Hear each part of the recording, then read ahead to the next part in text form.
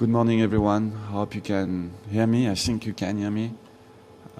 Maybe if some people in the chat can confirm that you can hear me. Yes, Christine says she hears something.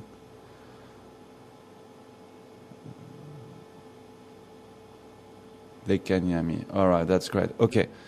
Well, it seems like a cable at the back of the sound of the audio mixer wasn't completely plugged in all the way, and I found that out just as Ganda arrived on the parking. So I've talked to Mark and Tara, and they're now making their way back to quarantine, and I think the sound will be fine now. So I will be cutting back.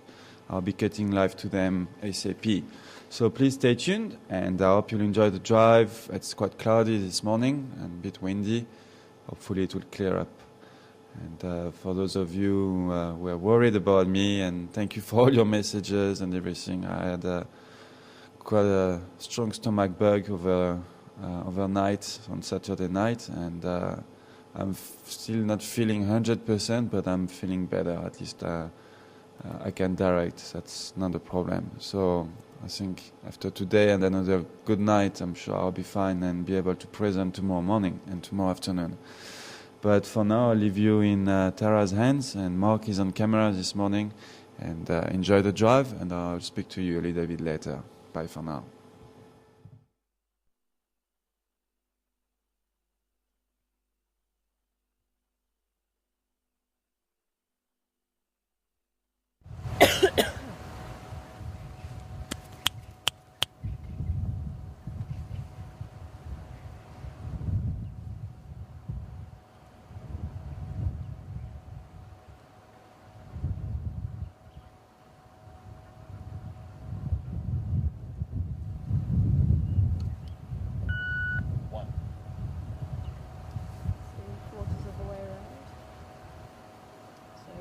Position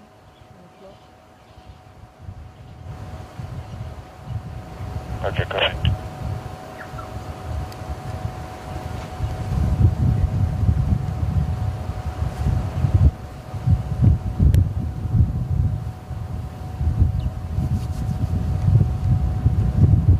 Good morning, everybody, and warm welcome to a very blustery day here at Juma Game Reserve. A little bit chilly, you can see. Got the coats on and warm things on today. It's still quite overcast from a huge storm we had last night. Lots of lightning again and thunder and a bit of rain. But it does look like it's starting to clear a little bit. I'm seeing a couple of patches of blue creeping through. So I don't know, maybe it'll clear up. I think I'm being very optimistic. But I think for the time being we thought that the heavens might just open on us, but it seems to have lifted slightly, so maybe we'll have a full drive. Keep your fingers crossed. But apologies for the delay. Unfortunately, for some reason it never ceases to amaze me how things change in the bush overnight. So we were having issues with the sound, and it looks like it was a cable that actually worked loose somewhere in FC. So sorry about that, but hopefully we're all good now, and hopefully the stream is back to normal. And apparently the CCOM actually made a plan. They rerouted things and that sort of thing. So I don't know if their cable's actually been fixed, but they certainly have seemed to sort out a problem. And also the radio link that was giving us trouble yesterday has also been fixed. So hopefully, if there's nothing else that's been affected by a storm, hopefully, fingers crossed, you should be hearing me well. So let's jump aboard and see what we can go find on this blustery day.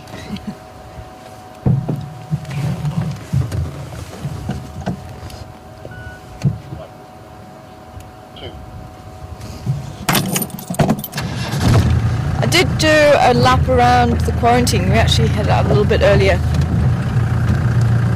Wanted to see if maybe Mishu had been around. Actually, maybe let's go and check out around by the dam, Vubu Road, down Gallego.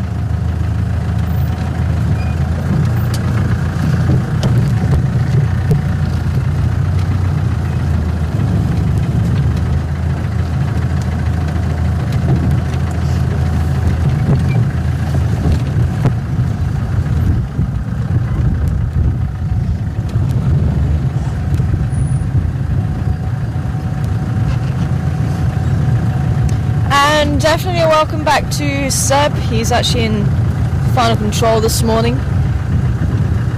Looking a lot better than I think what he was yesterday. So welcome back, Seb. There are a few people worried about you. Unfortunately, it's one of those things when you live in the bush and radio the phone lines are down. It happens quite a lot after an electrical storm.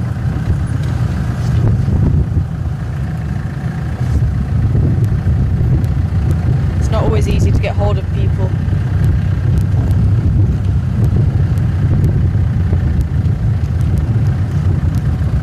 So we decided just to delay the checklist. We'll see what the weather's like this afternoon, because we were just a bit worried about the rain, and if it was going to pull in, it'd have to be cut short. So let's see what it's like this afternoon. We each have 10 drives, but we're going to try and do it continuous.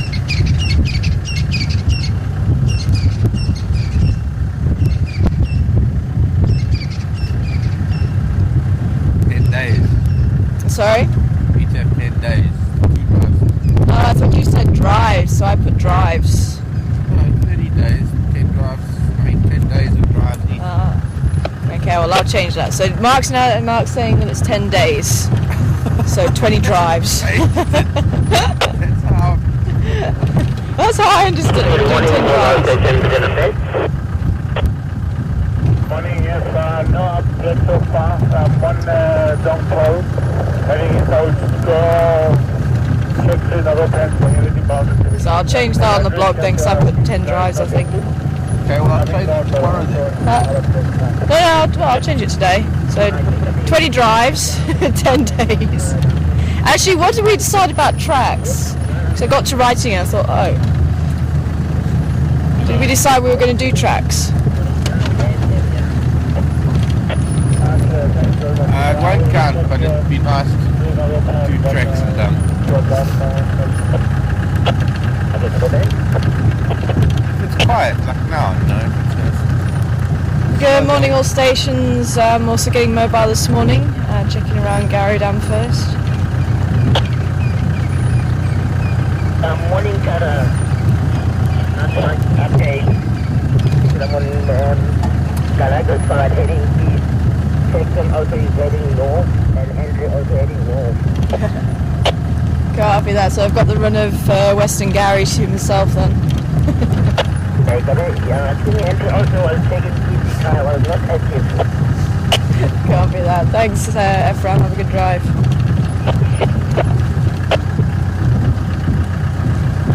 So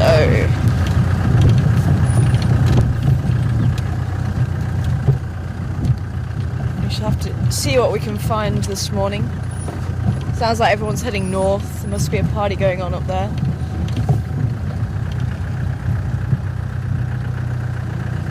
I just thought we'd check around here first, because sounds like Mishi was seen, and we're getting hold of pictures from the guests just to confirm it. I think Eugene's going to be putting them up on Facebook. And I was speaking to Henry last night, and he was saying that they had tracks down on Zoe's Road, and it looks like he walked right past our camp and he picked him up on Mvubu Road, and they spent a bit of time with him. He was sleeping and then moved off into the donga, the drainage line.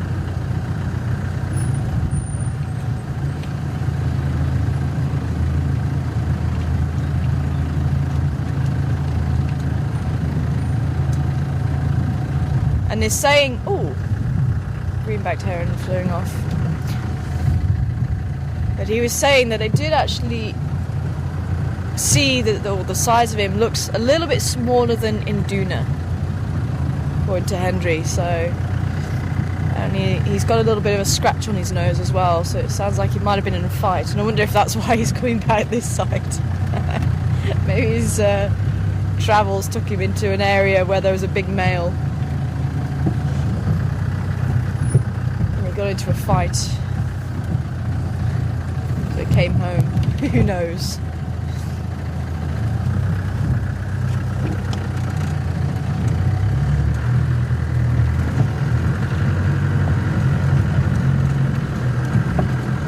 I'm going to do a lap around here, go down Gallego shortcut, see if there's any signs of tracks that side.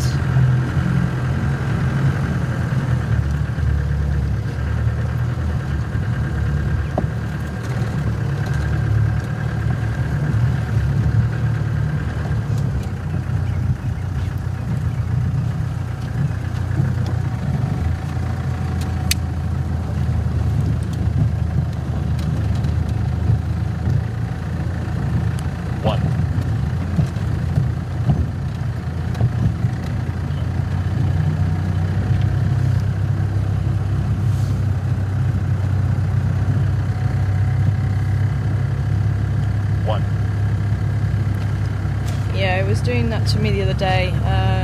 You just click on that message and then just click on the headphones again, and it'll bring the speakers up again.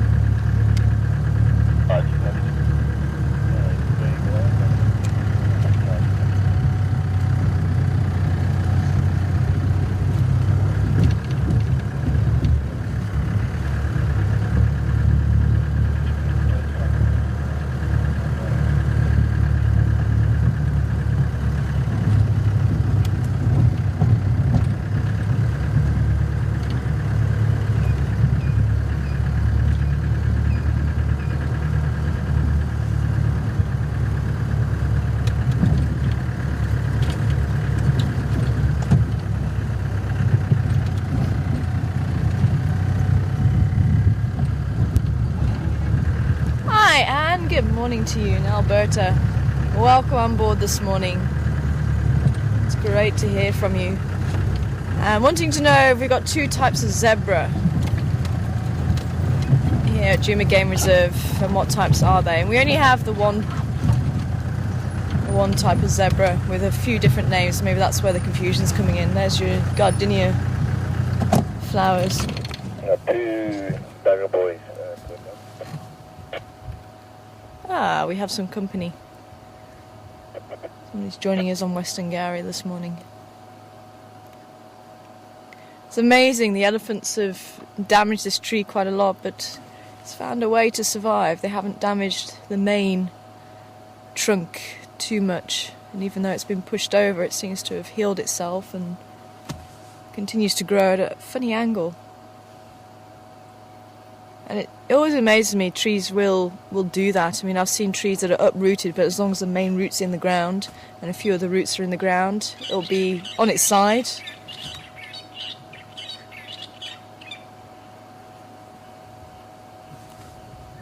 Just hearing the foot-tailed drongos duetting there.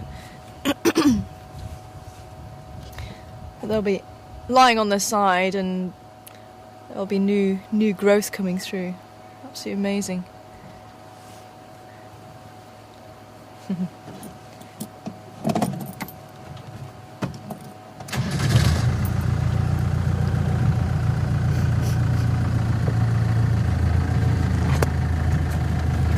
So Savannah gardenia.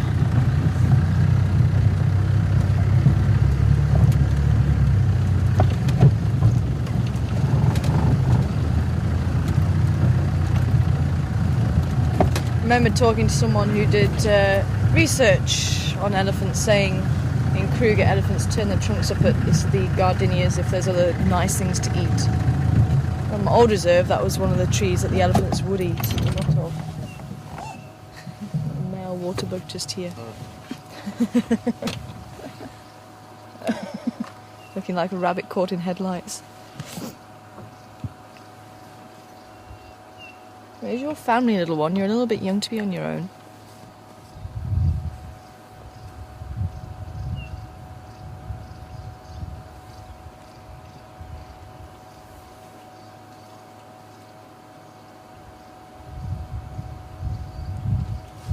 Oh.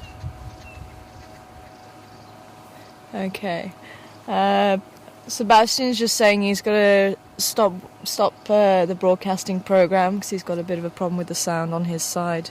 So we will be back, and I'll answer your question, Anne. Won't go anywhere.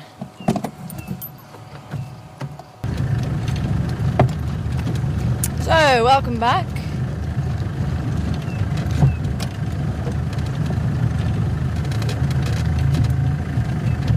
So, welcome back, and hopefully we're all sorted now. So, Anne, zebras, are there two species?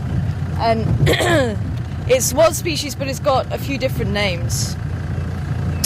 And actually I still need to try and find a zebra expert,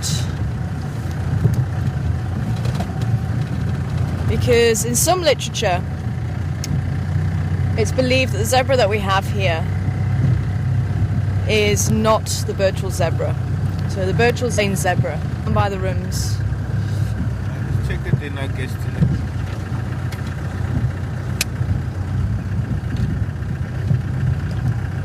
Ephraim, come in.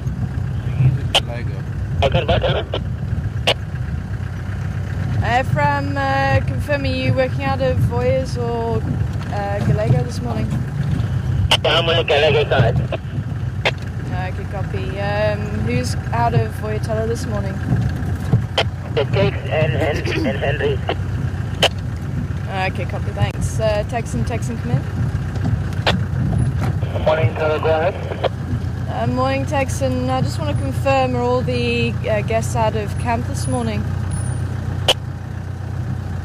Sorry, come again? Are all the guests out of camp this morning? I confirm with Henry, my guests are all out here. Copy that, thank you. Henry, come in. Stand by negative. Two still slipping in. Take. Okay, copy, thank you.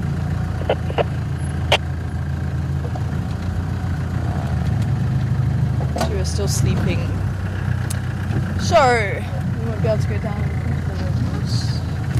It's worth just checking here. Sometimes Mishu will be found just here. We're finding him a couple of times.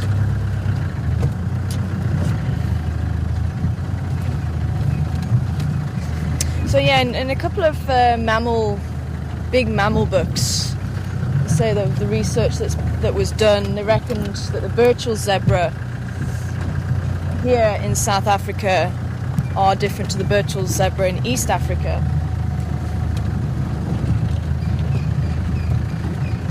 So much so that they decided that, or the people that decide animal names decided that these Birchall zebra would be called common zebra.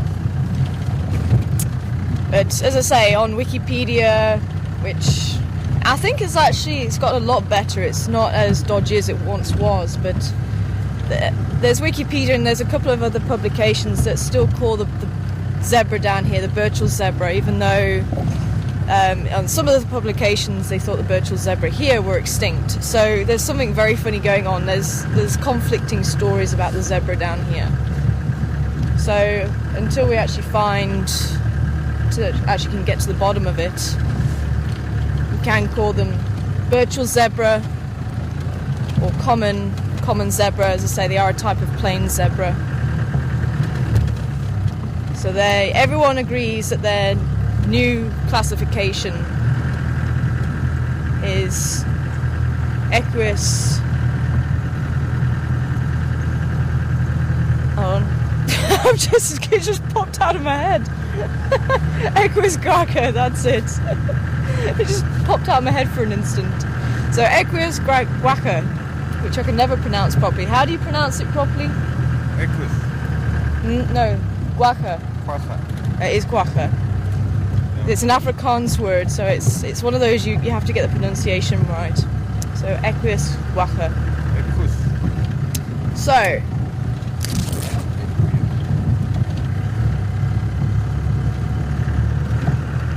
hopefully that's kind of helped you, or it might have confused you even further. But that's possibly why you think there's two different types of zebra here. But it is one type. I think the safest thing is to say the plains. the subspecies. There's many different plains zebra, the guaja being one of the subspecies. And that was I think actually all the research on the guaja was the reason for the name change or the reclassification.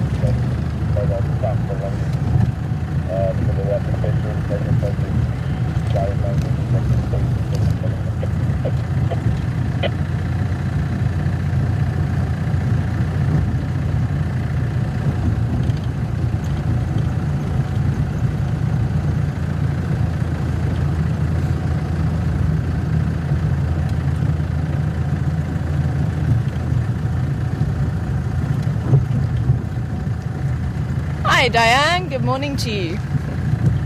And unfortunately, unless I hear it, I can't think. Nothing springs to mind at the moment, but wondering if there's what bird is by Gary Dam that you keep hearing that sounds like a squeaky wheel. I'm just trying to think of what bird you could be talking about.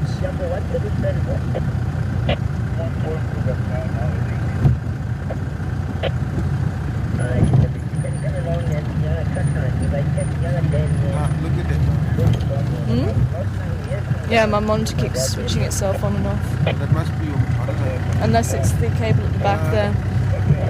Because that green light stays on.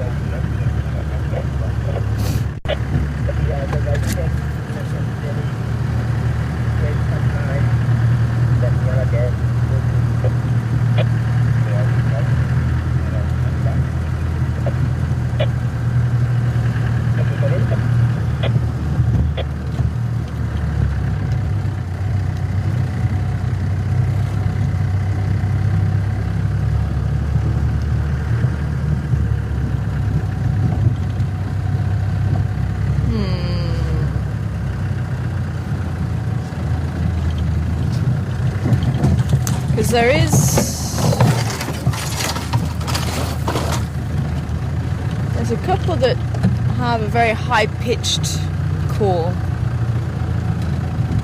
but nothing that springs to mind that sounds like a squeaky wheel. But I'll listen out for it and see if there's a bird that calls that does sound like it.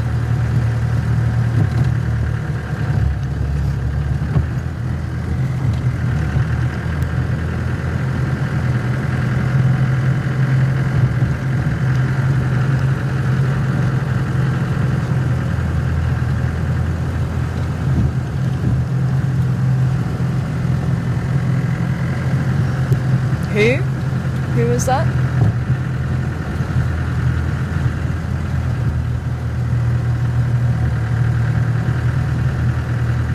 Sorry, so can you just repeat who was asking that question?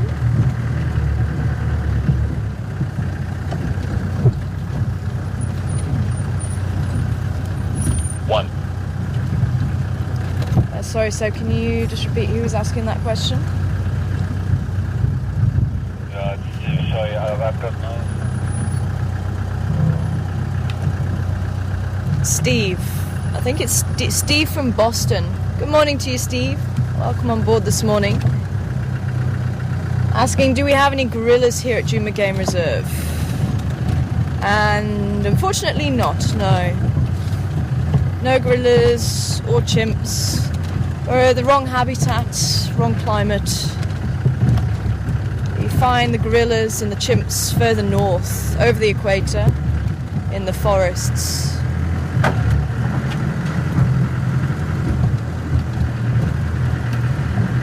Uganda, Rwanda,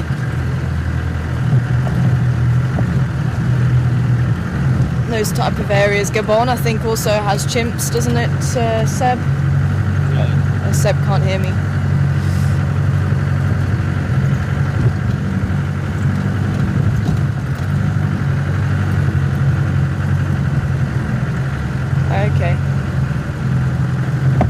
Okay, I think we're going to lose you for a couple of minutes, so yes, unfortunately, don't go anywhere. I'm going to have to just stop for a couple of minutes, so apparently there's a bit of a problem on the other side with sound. So don't go anywhere, we will be back very shortly. What is the problem with sound?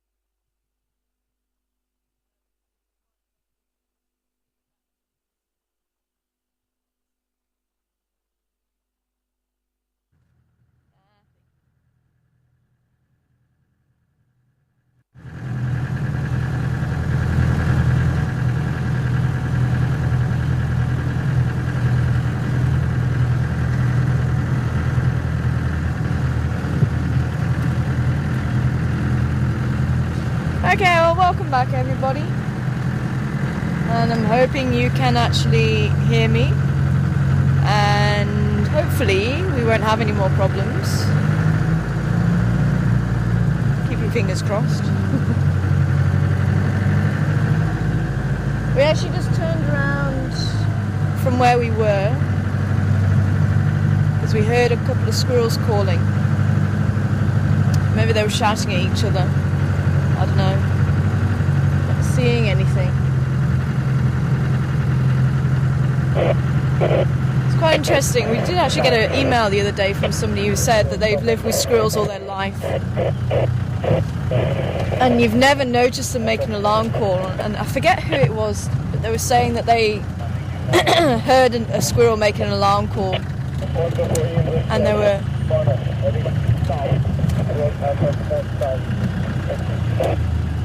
And they were actually looking for looking at the direction where the squirrel was looking, and found that it was actually an eagle that was sitting close by that was upsetting the squirrel.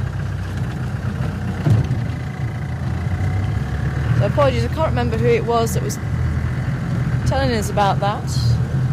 But it just goes to show, I mean, what we show you here, it's basic principles for a lot of animals throughout the world. So wherever you live, you can actually use that. I remember a little boy called Jake also having the same experience, or a very similar experience, with birds chattering away. And he said to his mum, no, there's something out there because the birds are chattering away like mad.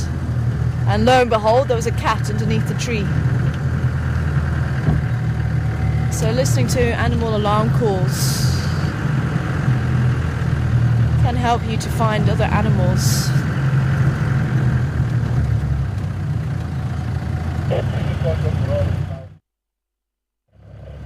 Maybe it was a snake or something. It's chilly really for snakes to be moving around.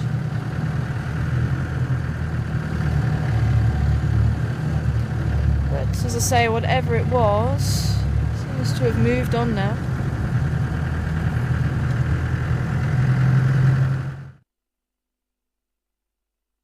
That way and stopped calling us. As we turned around, it actually stopped calling. So we couldn't even get a direction. Could have been a bird. No, I didn't see any birds flying over.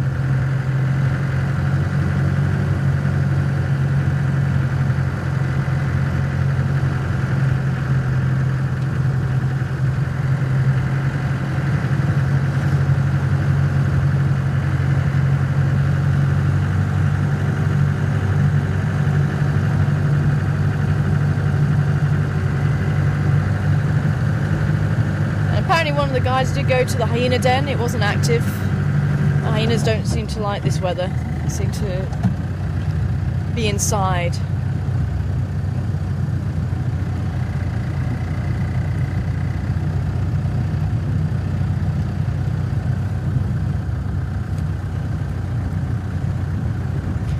Sorry, can you just repeat bats? Was that bats? Bats, yeah. Bats. Okay. Hi, Barbara. Good morning to you. And welcome on board. I hope you're sitting nice and warm wherever you are in the world. Wondering if we have bats. And we do have bats. And actually my little lodgers have moved on. I haven't heard them for a little while. I had bats in my roof keeping me awake, chattering away like mad they were, and I thought, okay, well, that's fine, they'll chatter at sort of the beginning of the night and maybe towards the end when I wake up. No. Not these bats. But then a lot of bats do have sort of two times the night that they will go out to feed, and then they might come back to roost for a little bit in between that. So they might go out just as the sun is setting around dusk for a few hours, then come back to roost, and then go out again just before the sun rises at the dawn. This depends on the species. But I say, I don't know if they had babies in there. That could be why they were chattering away like mad.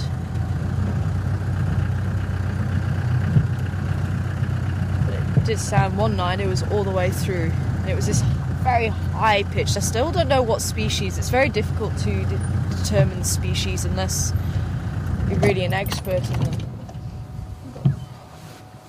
Our first animal of the day that we can actually catch on camera. I did see a steenbok a little bit further down, but I think we'd already cut away by then.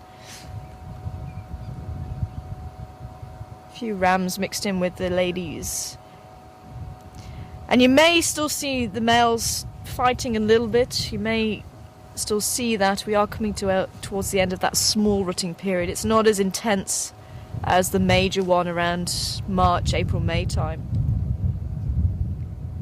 and they did most of that second rut around September. Got a male there actually marking with the gland on his forehead.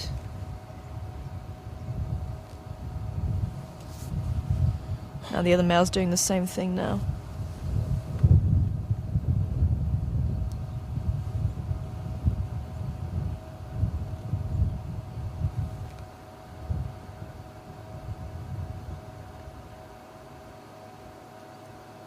And that second rut is just it's those females that may have been missed the first time round. They come into estrus again. So you do get a slightly later drop of just a few babies around February and March time. But the majority are going to be around November, December. That's when you're going to get most of the young from that first rut. You can see the females very large.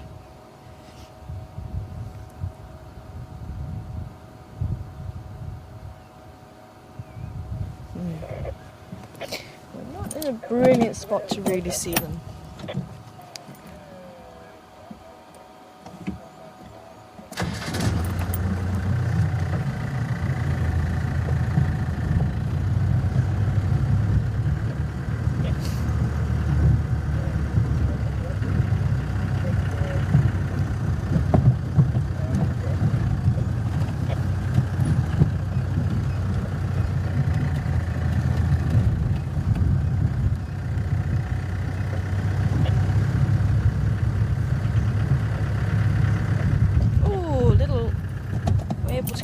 Birds.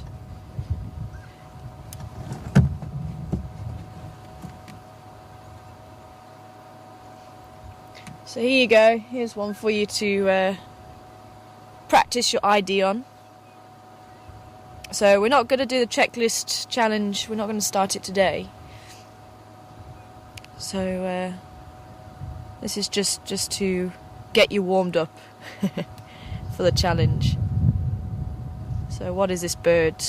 Questions@juma.com, name and what type of bird it is in the subject line. Beautiful bright bird. Standing by. Gallego shortcut. Lutu when I drove by.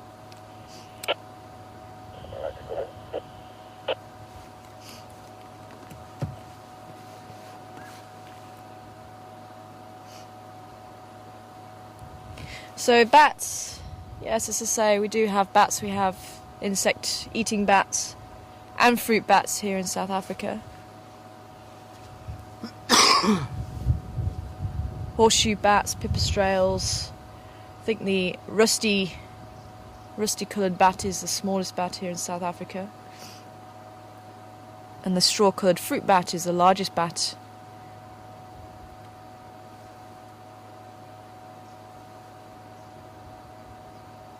But I've yet to see a fruit bat in South Africa. I saw fruit bats over in Australia.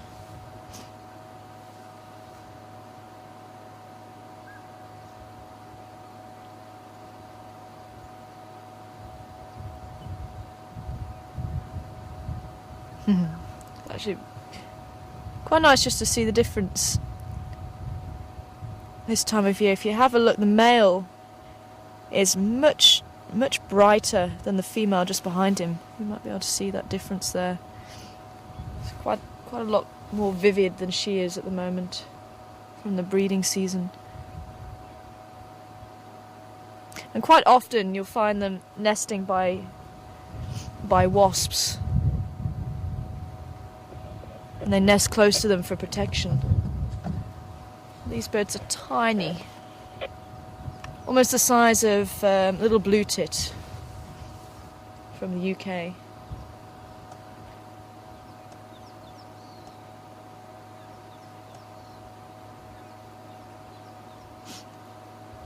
And good morning to you, Sil, in Canada. Good to hear from you this morning. Wanting to know if there's any jackals around the lodge. Don't remember seeing any. And we do sometimes see the jackal. It's a shame we don't see them more often, actually. But the black-backed jackals, we do get a couple every so often, especially if there's a big lion kill. And side-striped jackals we've seen a couple of times as well, but so we don't see them very often, unfortunately. But they are here.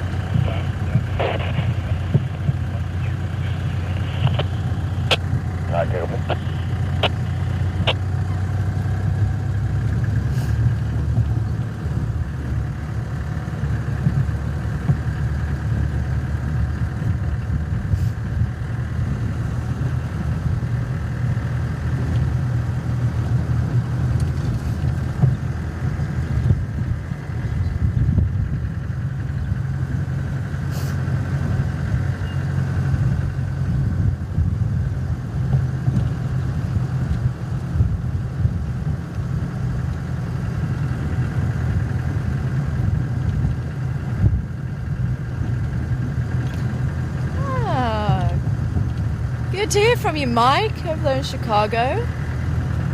Long time no hear. I hope you're well. I'm wanting to know, have we had any sightings of wild dogs? And what does Mishu mean? Mishu means dawn.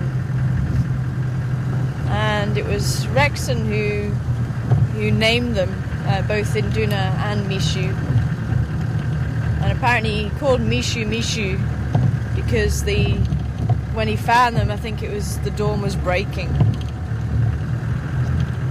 And I think at that stage it was thought that Mishu was a female. So quite fitting. And Induna, while we're on the subject, Induna, his brother, means chief. So I think at that stage Induna was actually showing more dominance than Mishu.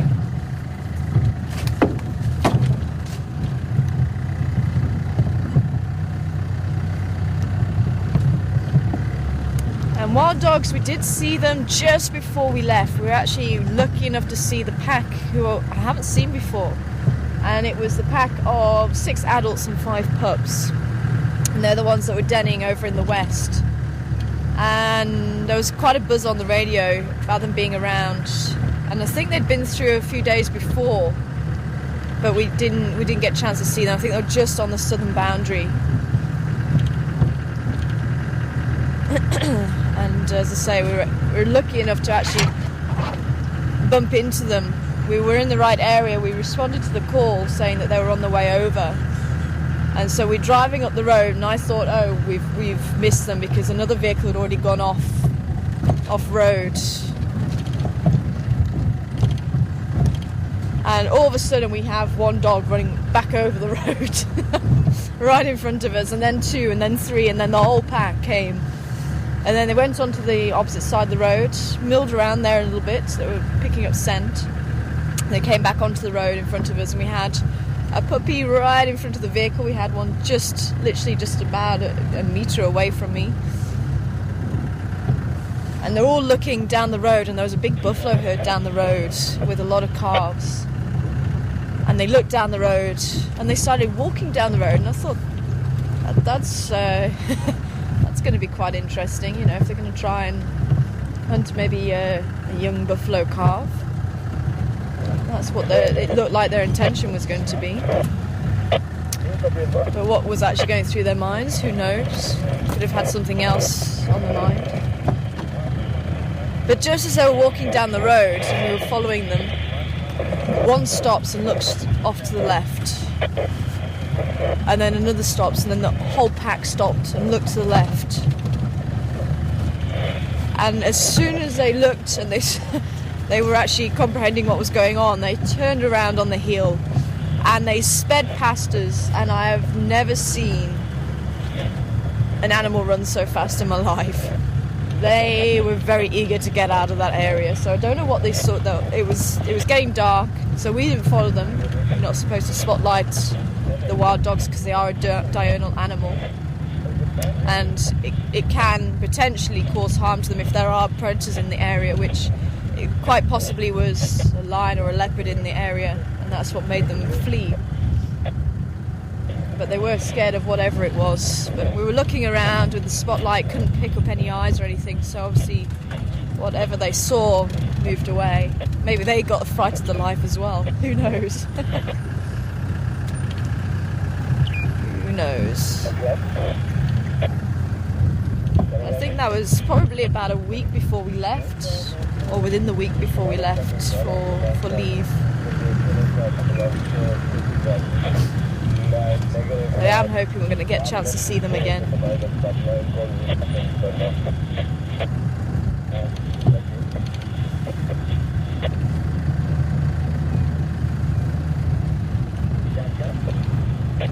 Quite interestingly, with the wild dogs, they are on the decline, especially around this area. They're not doing too well because it's been a wet few years. And with them being a diurnal hunter, and they hunt with sight. That's the main sense to hunt with. And it could be, with it being if it's quite a wet year, there's a lot of vegetation growth. And there's a lot of vegetation. It could be that's what reduces their effectiveness. Whereas when you go into a dry cycle, which is apparently what they're predicting that we're going into, they predict we're going into a 3-year dry cycle. Could be that it actually might help to increase the numbers of the wild dog because the vegetation isn't going to be as thick. That's the theory behind it. But unfortunately, they are an endangered species. And from once being in, I think, around 30 or 40 different countries to being reduced to its teens. I think 14, 15, 16, something like that. Though very few countries to where it used to roam around. And numbers as well. There was incredible numbers of wild dog, but unfortunately they were shot because it was believed they killed the livestock and spread disease. So a lot of them were actually shot and hunted.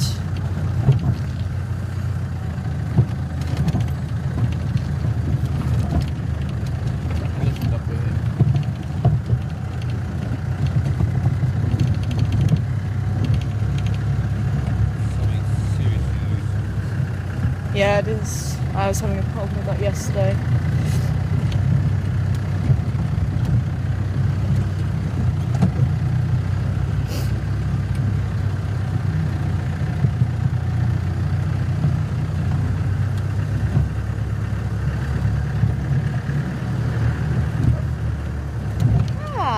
Elephant.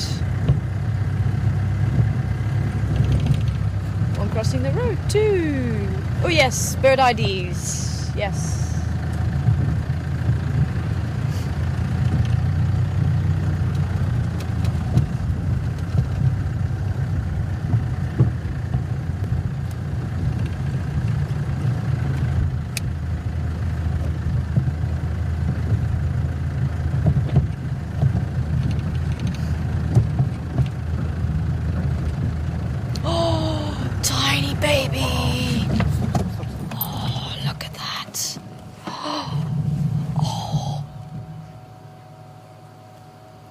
Look at that.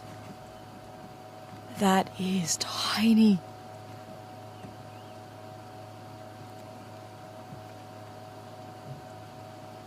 Oh, that's not very old at all. A few days, couple of days, still wobbly. Yeah, look at that. That is the smallest elephant I've ever seen. Oh.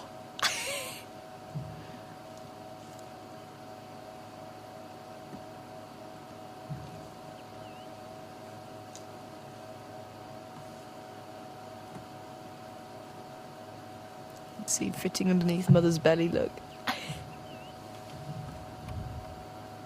Oh, that is adorable.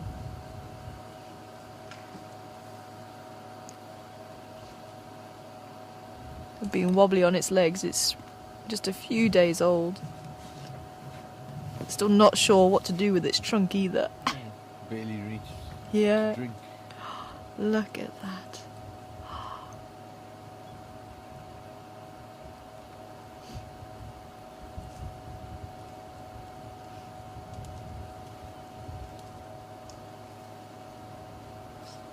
Even last night, you know.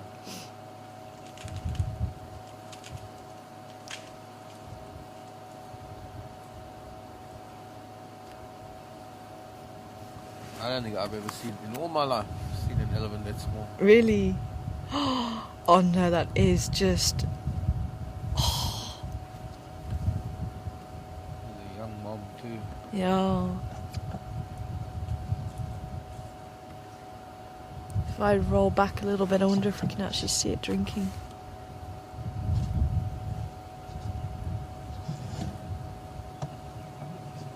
Oh, there would be a branch in the way, hey?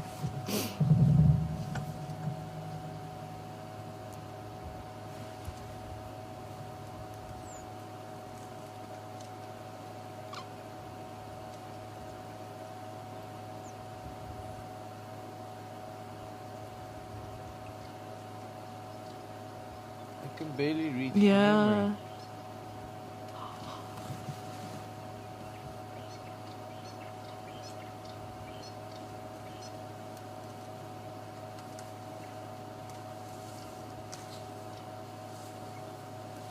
Oh, that is just so precious.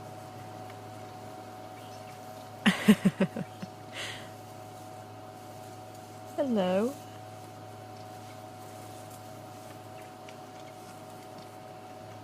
Hello, Mrs. Ellie.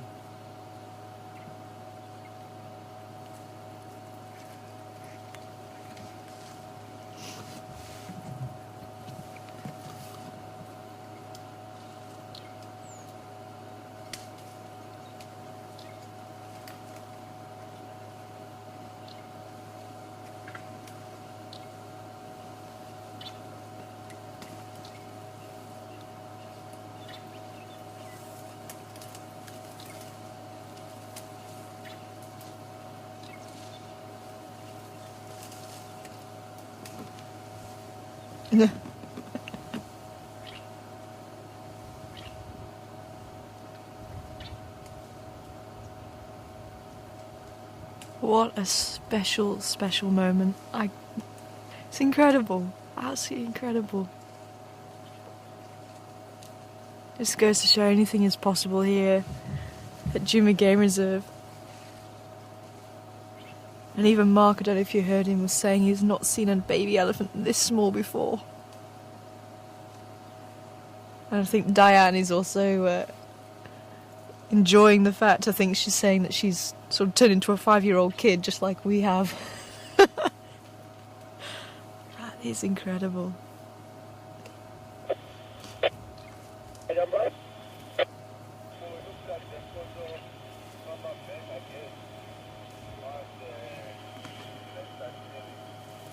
I'm going to just see if I can move forward. I'm just going to turn on the engine to see if she will be okay with that.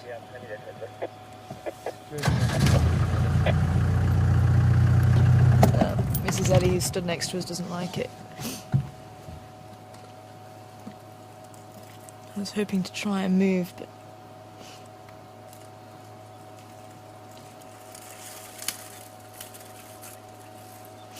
this Mrs.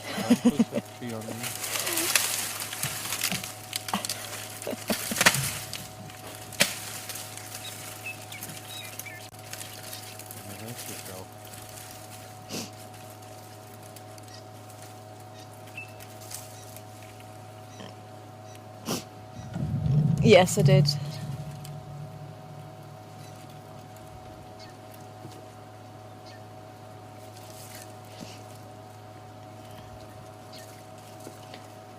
Actually, Mrs. Ellie, would you do us a favour and actually just move that branch out the way for us?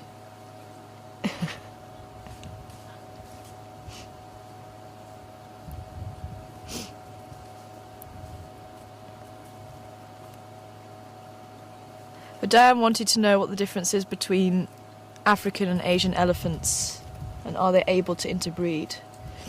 And they wouldn't normally meet each other in the wild, Diane. The only time I've heard of them breeding together is when they've actually been put together in captivity.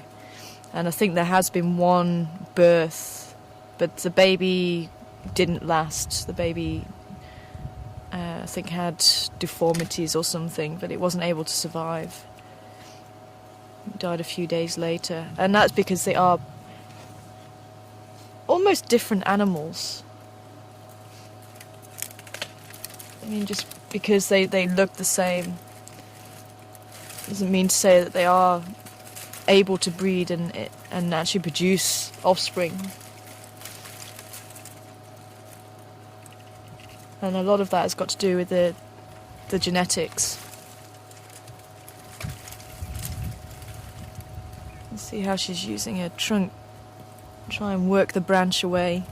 She's going to try and put it into her mouth, using the full force with her tusks as well.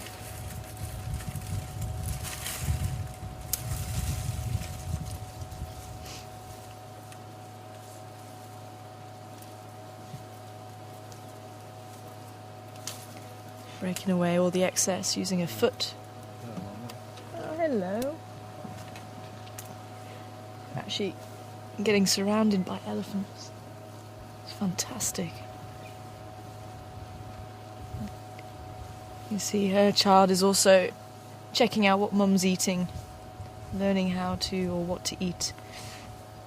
But with Asian elephants, one of the big differences is the ears are a lot smaller than that of the African elephant. And actually on the trunk you may have seen the two projections or fingers on the tip of the African elephant's trunk when we have good close-ups of them, whereas on the Asian they only have one finger. Out of the way. She's censoring us now. She says, no, I want to be on camera.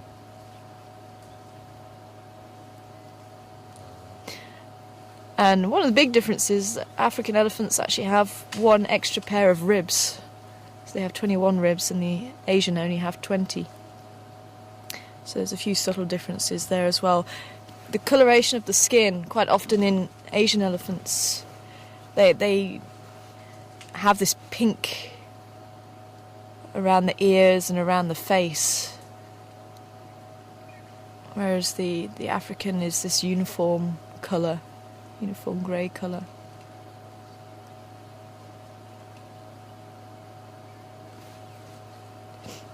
I was hoping she was going to walk the other way with the baby, but I think she's gone a bit further into the bush. Oh, but that was so special. Well, I will be at the dam today. Yeah, hopefully, hey.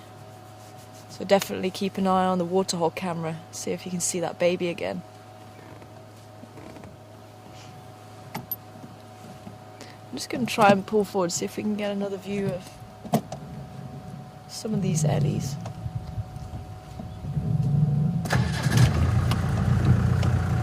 Oh, sorry little one, you got a bit of a fried look. Oh. Really like that one. Two drops so far, we still try. Okay, copy. Where is the last encounter that you had? Brown eyeball is south of... So I think Amber was coming back with the correct ID on the little birds, the blue wax bills that we had earlier. So well done, Amber, and I think there's a few others, but I can't remember who else got them correct. At station Slamby and Love, Lego shortcut. Ja, that's over Muslim. A firm, and there's a very small mampin pan. Okay, I'm gonna make my way there. Let's see which direction they're going to go in. Sorry, Sebastian, I was talking on the radio then. Can you just repeat? Who else was that?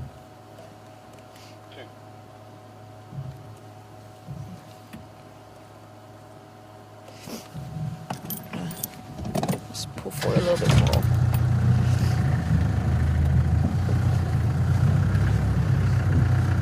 See, the acacias are really coming through quite nice. It's bright green.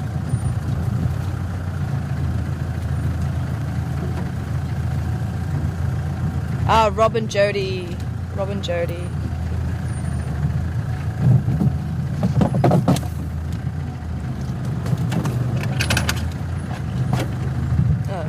going to try and get past that little tree there. So well done, Rob and Jody. Also getting the correct answer with the blue wax bills. So just gearing you guys up for the checklist. So that's basically what it's going to be about.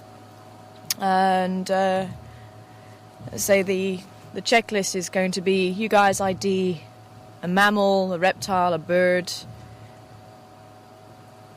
and we'll tell you when to ID it, and then you can check it off your list. If you want to just use it as whatever animals you see on drive, you're welcome to do that as well. It's totally up to you how you want to use your checklist, but if you would like one, then it's checklistjuma@hotmail.co.za, and you just email Eugene and ask for a checklist. If you want the actual booklet that we're going to be using, then you can just ask him for that. It's $5 to cover the postage and packaging. And don't worry about the trees. We're not going to do the tree identification as yet.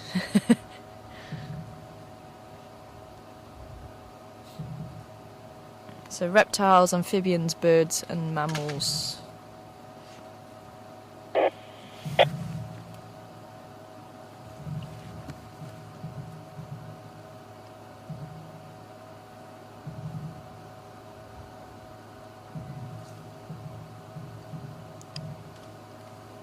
Looks like they're all generally moving off into the bush. Here comes the little one. So funny when they walk with attitude like that. With the head up.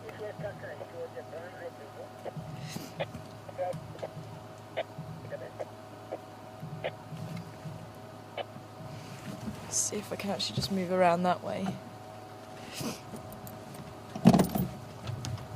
Was there some more elephant questions there, Sebastian? I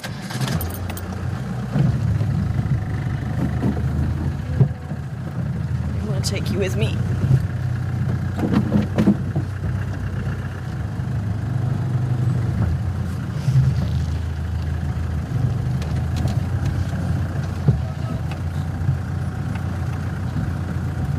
Hi Jojo, good morning to you. Wanting to know, with that baby elephant, will the rest of the herd be as protective over it as the mother? And probably if she felt it was under threat, I'm sure they would come and help her to protect it. And that's the advantage of living in a herd, and especially living with animals as big as elephants. You have that backup system.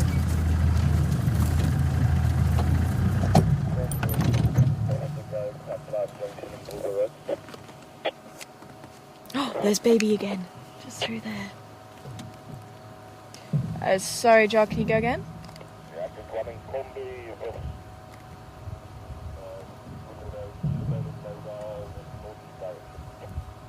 Okay, copy, thanks. Oh, look at that. Oh.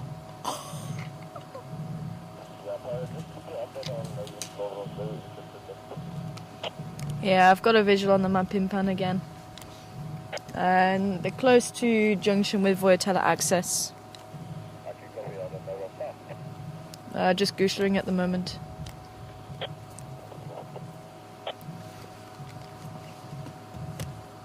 Oh.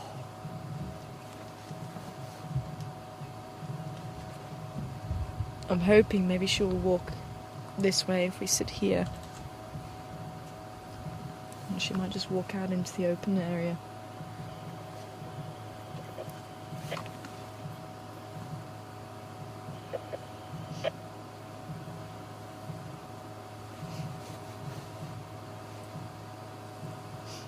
The baby's going to be sticking very close to mum. She's going to be keeping a very close watch on it, whether it's with a tail or with a foot or with a trunk. You can see baby's not wanting to leave mum's side. And just like a baby human trying to learn to use its feet, and it's what the fingers are all about and what the feet are all about, baby elephant's going to be also trying to work out what the trunk's all about.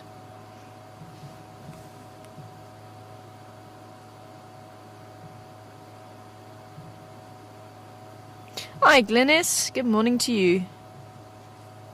I'm wondering, oh, I hear the rainbird.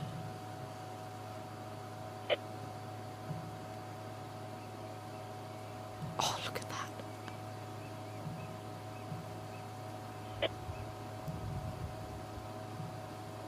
that. Playing with that little stalk of grass that Mum was trying to eat.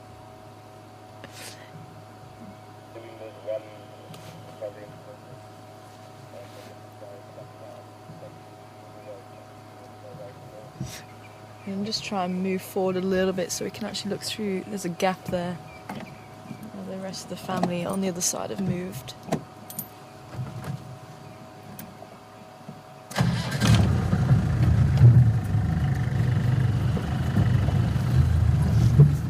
Glynis wants to know, how much milk does a baby elephant drink? And to be honest, Glynis, I actually don't know. I've never heard, can you see that? I've never heard, or I've never read an amount, so I couldn't even hazard a guess. But it will be drinking milk for the next few days at least. It may just start testing vegetation maybe in the first couple of months.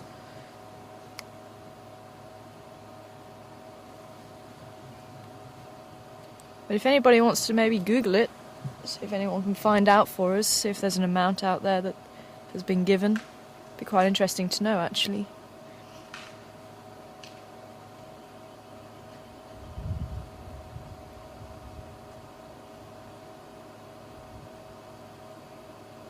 And a baby elephant's going to be weighing in maybe about... Ooh, that was a big tree. Yeah, looking about maybe 90, 100 kilos for a baby elephant. When it's first born. Playing with a dead branch. She is, eh?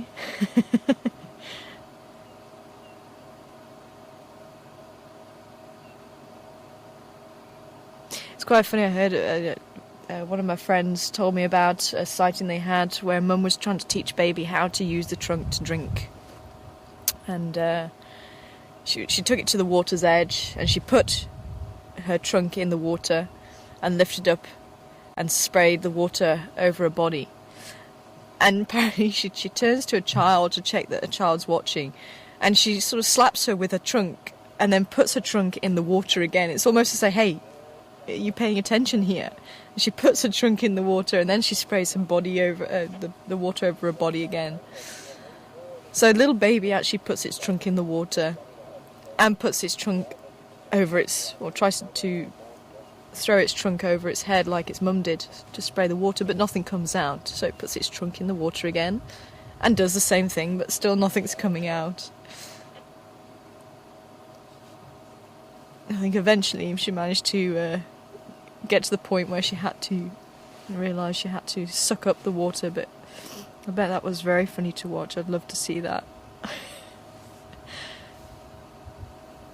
It just goes to show they do need to learn a lot from their mothers, and that's one of the reasons why they have such a long childhood. Okay, fascinated with that branch there.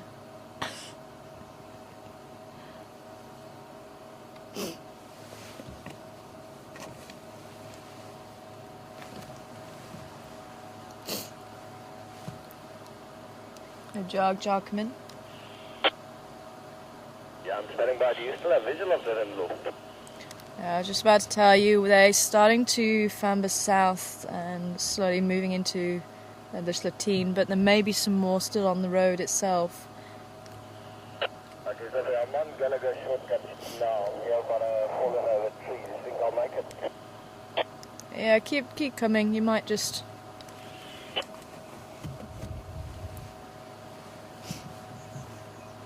I'm really hoping she'll walk out into this little area that's just in front of us. It's a little bit more open.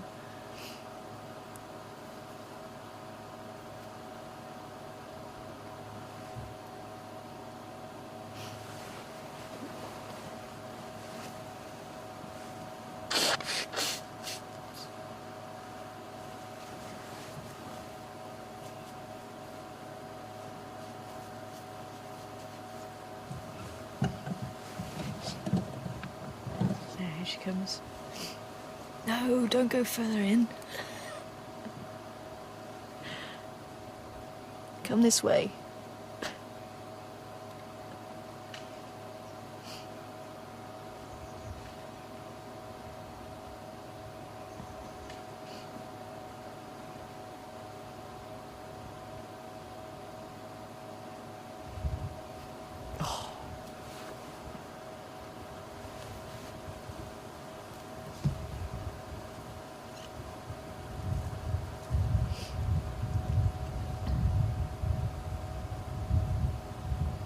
Hi, Marilyn. Is that Marilyn in California?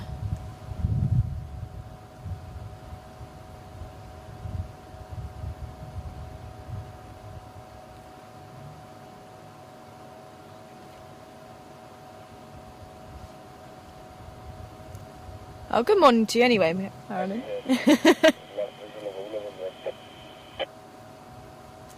And... So I just let him know what's going on. I'm just watching the Mafazi with the very small Mampimpan just in front of us. She is heading into the Schlatine From where I am, I've got no more visual, but the rest headed south, southeast from where I am. Yeah, okay, go ahead. Ah. Marilyn from California, it is you. Good morning to you. Okay, well, let's see if we can find a few more. Oh, sorry, Mark. More that side.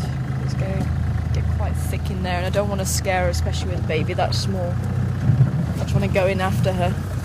That's just going to put her a little bit on edge.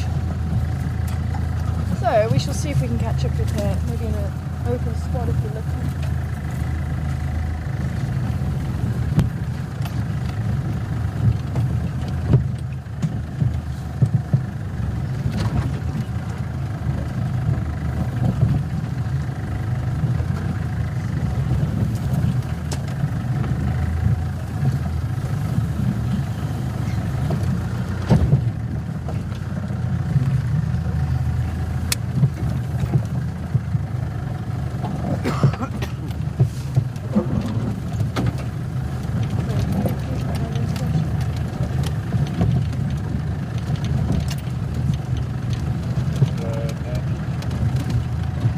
Ah, yes. Sorry, Marilyn. I just had to get reminded of what your question was. But I wanted to know, what do you call elephant on the radio? What do we call elephant on the radio? Call it ndlov. Ndlov. It's the Shangaan word for elephant. I think, if I remember rightly, the song is ndlovu. They pronounce it slightly differently.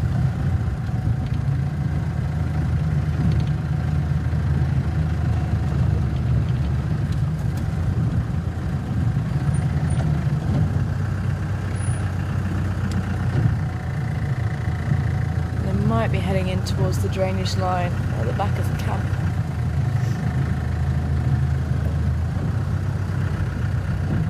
Oh well, she'll have to leave them. They've gone that way rather than kept going this way, unfortunately. But wow, how beautiful was that, eh? Oh. See, I've never seen an elephant so tiny.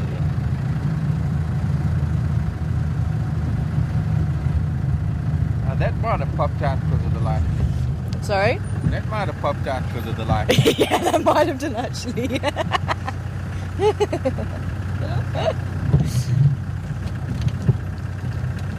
Let's say with that lightning crack right over our heads, I thought I was going to give birth. Ooh, who's that in the tree?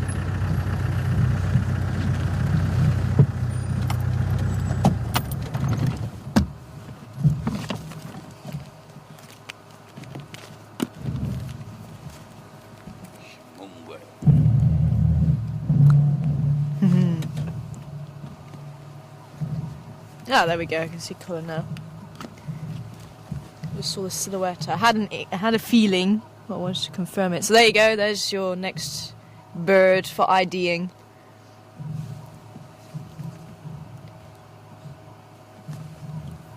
Oh, almost. Two of them. Ah.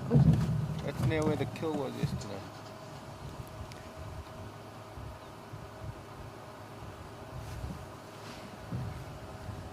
So, questions@juma.com, subject line, what bird it was, and your name.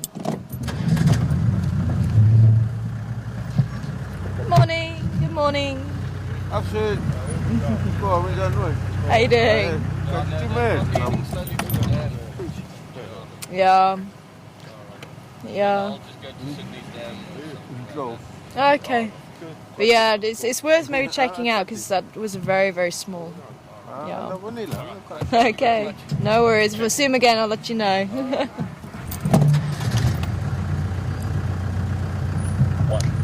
And thanks, Dia. Dia's coming back with an amount. Apparently, it's been... Yeah, there has been some research. 11.5 litres of milk a baby elephant drinks That one will only That's take small. about 9.2. Yes. 11.5. So that's an average, and that's something to always remember when a value is given. You can't say that's the amount that they'll drink every day, every baby elephant, because obviously as the elephant grows, it's going to get bigger. You might have a smaller elephant than that elephant that they worked out that value from. They might have taken an average, they might have not taken an average just from one animal. So it just gives you an idea. So say 11.5 roughly, give or take a couple of litres each way probably.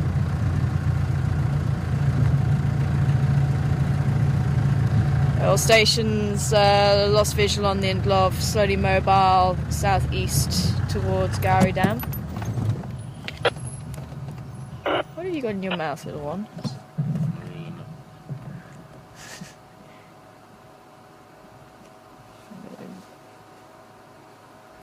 Cross paths with a buffalo weaver.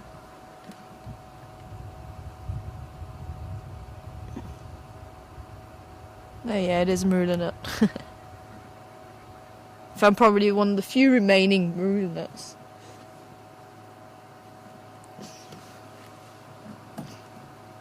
And this little guy was the little guy that was calling the little tree squirrel. Not the actual one. There you go, he's actually...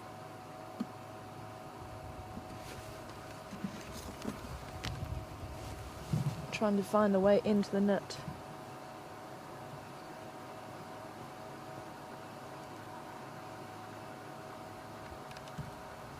Gone He way went. I'm trying to find it with my on the binoculars. right of that bush now, where that drongo is. Oh Going dear. on to cross quarantine. Oh yeah, there he goes. Yeah, well I watched him go this way. So, sorry. Oh.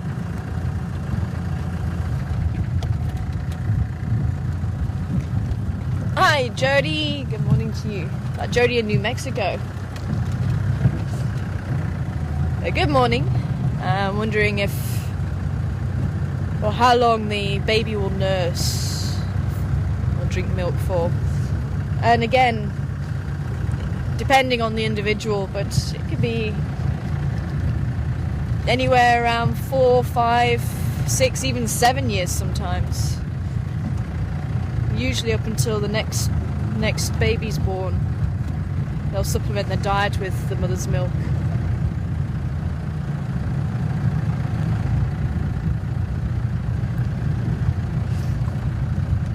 Where should we go? Let's try Chelapan. Who was asking about how old the baby elephant was after Dia's question or amount?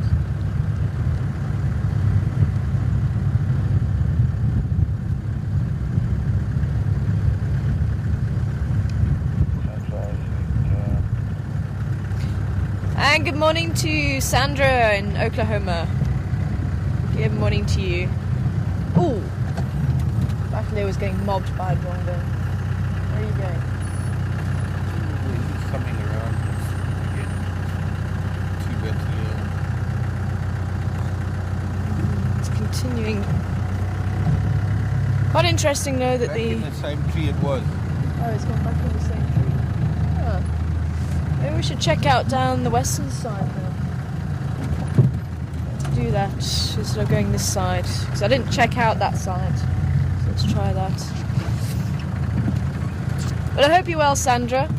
Oh, and Sapiwe, love the scarf. So thank you very much.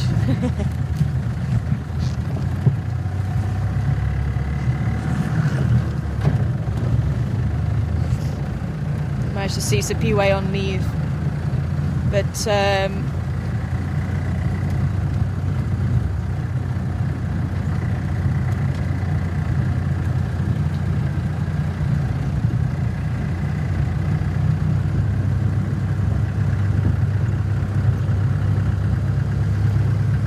so we think possibly just a couple of days old, Sandra, for the baby elephant. So it was still a little bit wobbly on its legs. And there's the battalier again. Battaliers do find kills. They do have a keen eye, and I'm wondering, with the two of them being around here, are they seeing something?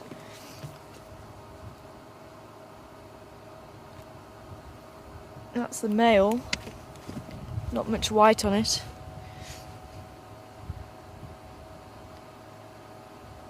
And good morning to you, Linda. Hope you're well. Good to hear from you. I'm wondering about the baby elephant and being able to get enough nourishment from its mother. It looked like it was struggling. I'm sure it will. I'm sure the mother will help it.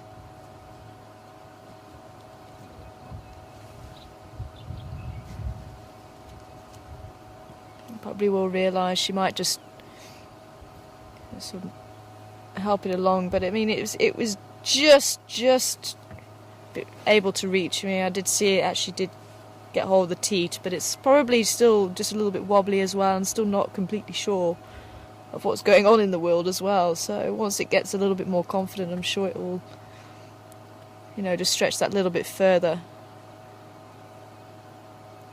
You see, it's getting mobbed. There's another drongo sitting right on the top of the branch. There's another one flying in there.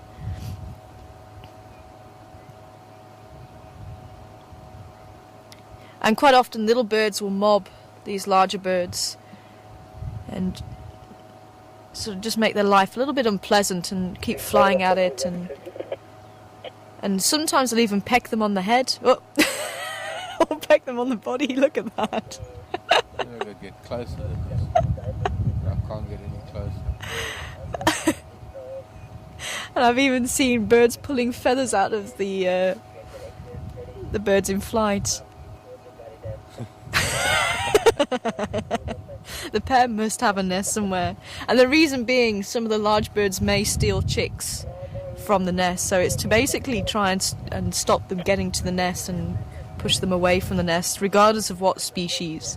If it's a big bird, it'll get mobbed by the smaller birds. Let's say if the drongos keep... Oh, has he actually got something? No. They're just pecking his feet, cleaning his feet possibly. You see squirrels caught sight of the battalier now, so also calling. More birds are coming in.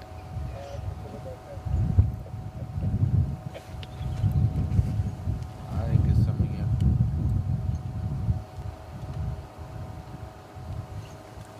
here. Can you just repeat the last part of Pepperbird's question?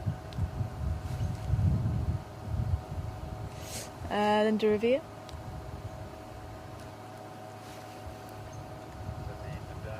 That's it.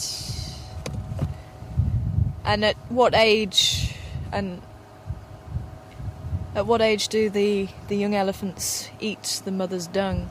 Because like other herbivores who have a poor digestive system, quite often the youngsters eat the mother's dung to get the bacteria that they need to help break down cellulose and other parts of the vegetation into the gut. And it probably will be around this age, Linda, that baby will possibly eat a bit of dung, or when it's starting to eat vegetation. But the exact age, I'm not sure. But I would have thought it would be just before, once they start testing bits of vegetation, what mum eats, it's probably going to be that sort of period. Probably in a couple of months' time.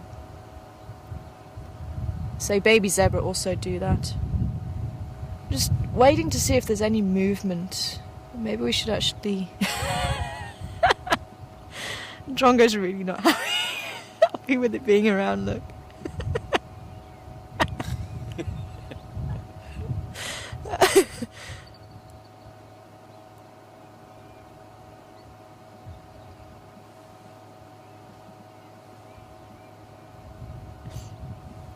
That's quite unusual, because I have actually seen drongos really go for it and really, make life difficult for the bird, and they actually do force the bird away.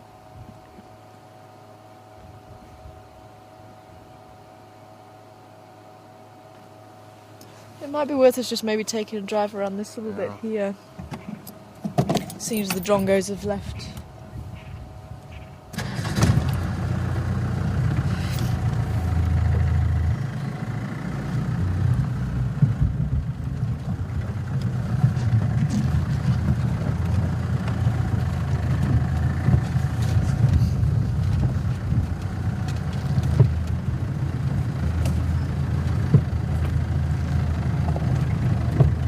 Hi Suzanne, good morning to you. Wanting to know if any of the big cats go after baby elephants. And yes, they do, Suzanne. And in certain countries where here comes the female. I'm gonna fly in as well. Let's just see if she comes in.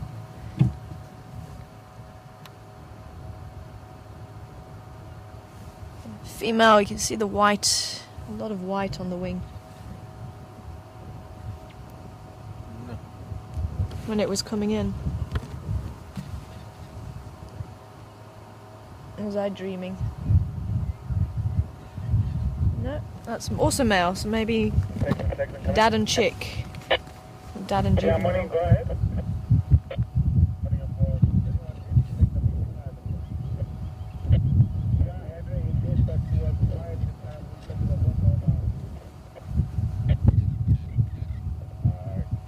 Keep looking just below the tree that they're sitting in. I'm still not seeing anything beyond it. Let's keep driving around. So it's two males.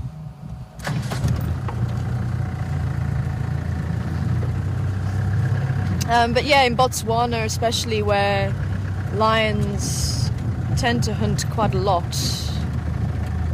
or probably more so than what lions do here in Kruger. You don't really hear of lions taking elephants in Kruger.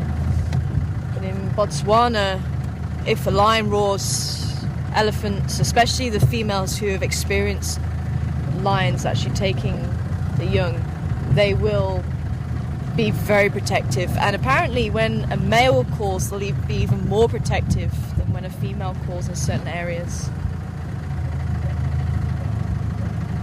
Again, it does depend on the area and what the animals have experienced. Now, here in Sabi Sands, it's possible that they don't really need to hunt. There's a lot of buffalo here and there's other animals. Probably they don't really need to hunt these large pachyderms, so they've not really experienced that. So you'll probably find that they don't react to a lion's call because they've never had that experience. So they don't need to be worried about it. But certainly if there's lions around, they will be cautious. But you probably don't have that same reaction as what you do in certain areas of Botswana. A leopard taking a baby elephant? Sure. It's possible, anything's possible, but highly unlikely. There's other things there for the leopard, and to be honest, I mean, you don't want to get on the wrong side of mama, and baby elephant's going to be sticking very close to mum. But maybe if the circumstances were right and baby elephant is separated from mum for whatever reason, maybe. Never say never in nature. But it wouldn't be the norm, it would be highly unusual.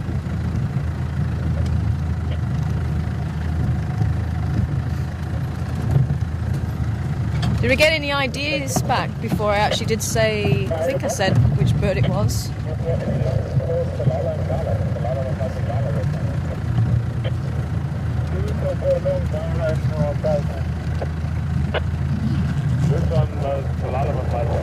Seeing anything that could be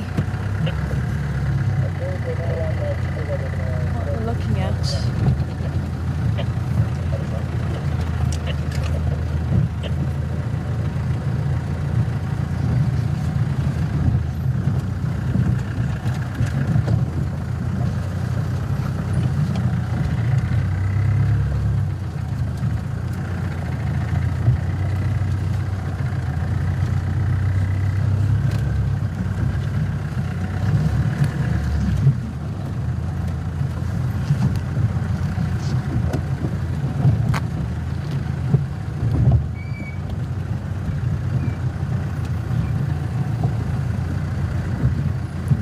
circling around. So apparently a lot of people came back with the right answer. RC was the first back. Joanne.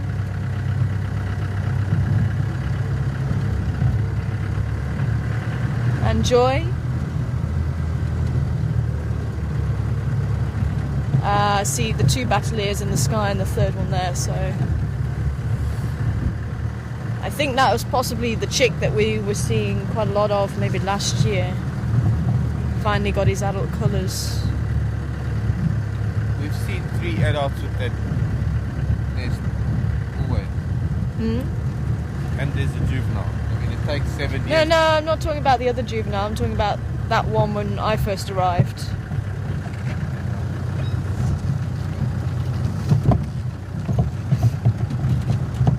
Because there's still the very dark one. Oh, female's molting. One of them.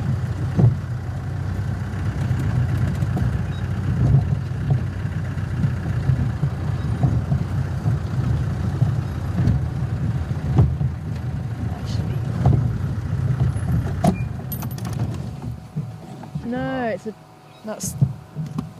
Who is that? It's a battalier. Oh, is it juvenile there?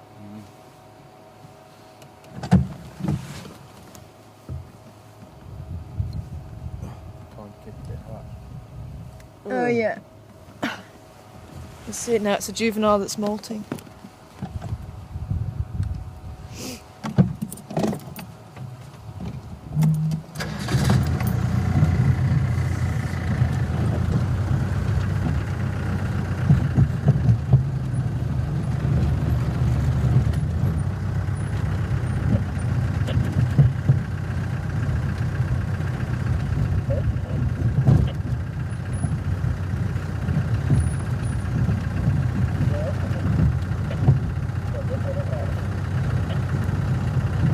So, well done to everybody getting the right answer. I don't think I said battalier before the answers came in.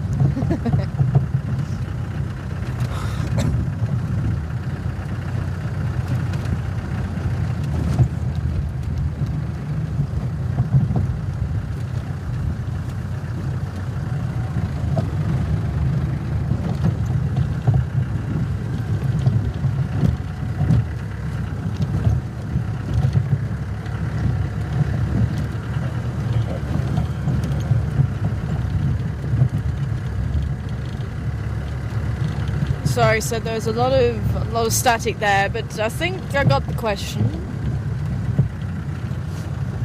Good morning to you, King Alan Hewitt. Good to hear from you. And the thing you're asking, how do elephants clean themselves? Because they just have a trunk and they can't actually get to areas very easily. And they do a lot of bathing, Alan. They do a lot of bathing. You'll see they don't really have oxpeckers on their bodies. And I'm kicking myself because I remember reading an article and I cannot for the life of me find that article again. And it was talking about possibly you don't tend to have oxpeckers on the body because there's very few ticks that attach themselves to an elephant's body because of certain chemicals that are on the body. And I'd love to try and find that article again because, as I say, I can't remember the full ins and outs, but in some areas you may find the odd 1 or 2 oxpeckers on the elephant's body. I thought they find it difficult to climb over the body and find footholds, but I can't really see that, to be honest. I mean, they climb well enough over a rhino's body. So in some areas you might find oxpeckers on the elephants, but it's not that they're the one big herbivore that you don't really find oxpeckers on, and it could be because they don't have many ticks. As I say, one of these days I might find that article again. Yeah. Huh? In East Africa you see oxpeckers on elephants every day. Oh, Mark's saying in East Africa you find oxpeckers on the elephants every day. So I'd love to see that article, see where it was written. Oxpeckers and egrets. Yeah, egrets. I've seen egrets. egret sit. But yeah, definitely the way they clean themselves, they use the water, they use the mud. When the mud dries on their bodies, it peels off. It'll take any external parasites with it. Dust, you'll see them having dust baths, and again that helps to dislodge any parasites that might have on the body.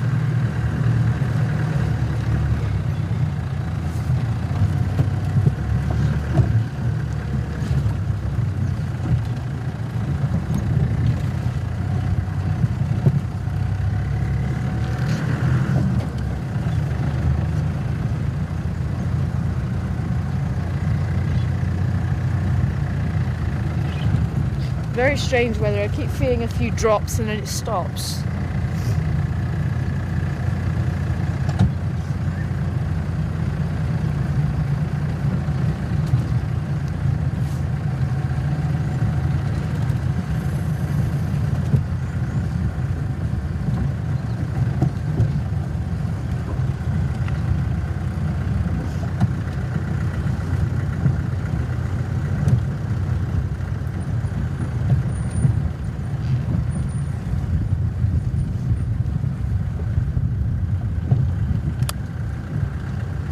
Sorry, I couldn't copy that too well. Can you go again?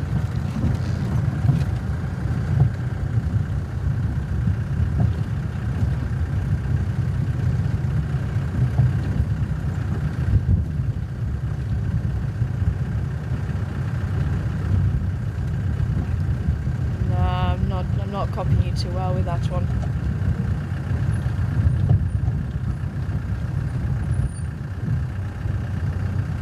Hello, warthogs.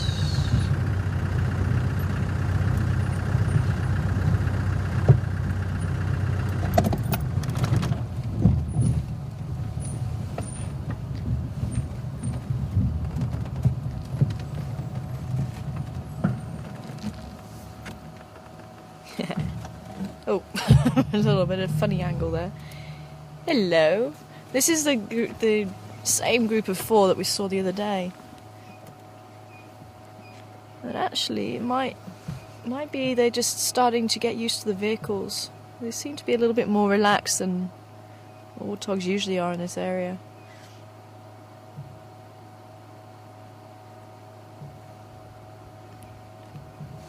They're still very alert. Still see they sort of looking around constantly. Still not too sure of us.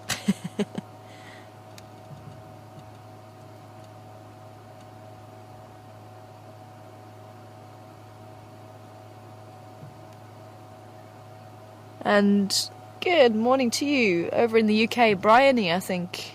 I'm hoping I'm saying your name right. Bryony, good morning to you. Hope you're well. I'm wanting to know at what age roughly do elephants give birth? You see she's just striding away rather than running away, which is a sign that they are getting a little bit more comfortable with the vehicles. Because before they would just be running away with the tails up in the air. At least that's something. The more they see the vehicles and they realise the vehicles are not danger to them, the more they're going to relax, and eventually over time, it takes a long time, eventually over time hopefully they will relax. So they don't really notice the vehicles at all like you see some of the other animals. Barely even bat an eyelid when you drive by. At what age do elephants have the first young? It can range from anywhere from 9 years of age right into their teens. It just depends on the individual, the size of the individual, and a lot of other factors, but they can reproduce for the females as early as 9 years, but maybe even into 12, 13, 15.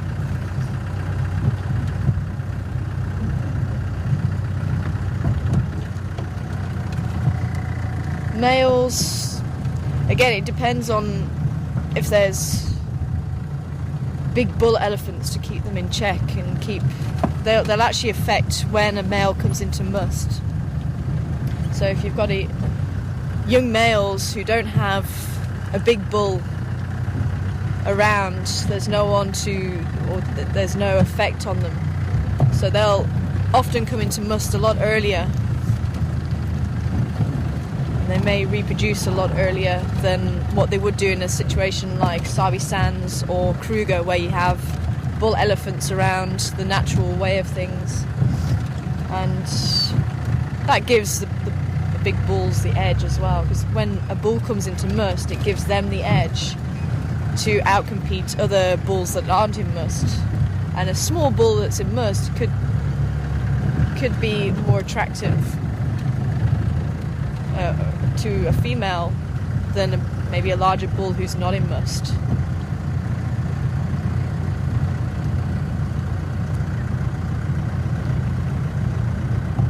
So you do get this suppression of the young males coming into must when there are these older bulls around. So they may not mate until late into their 20s for the young bulls, or maybe even 30s. Just depends on what competition's around, because the males will respond to a female when she's calling to say she's ready to mate, and he will respond to that call and go and seek them out.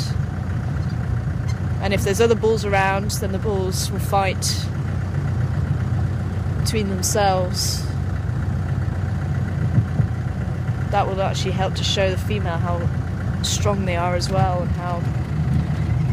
how fit they are, and the best chance of the female having offspring that's going to go on and survive. And that's what these dominance displays are all about. And that's why it's usually the male that will compete for the females and the chance to mate. And it's, whether an animal has large horns or a bird has a long tail, a lot of these characteristics are to try and show how big and strong they are, and the fact that if he gets chosen to mate with, then that female's going to have offspring that's going to have a very good chance of survival. But there are exceptions. I was watching an interesting, I think it was Life actually, with cuttlefish, and that exact thing was going on. The male was showing off how big and strong he was, and the female chose him to mate with. And while he's watching over her while she's laying her eggs, or was just about to lay her eggs, a smaller male pretended to be a female, showing the colours of a female and showing the submissive behaviour. And actually, while he was standing guard and fighting off any other potential rivals, the smaller, sneaky male mated with the female, and actually was able to get some of his sperm to reproduce. And you do get some animals that are sneaky like that. They wait on the sidelines and wait while the big male's forcing other males away. The smaller, sneaky male comes in. So to say, there are exceptions.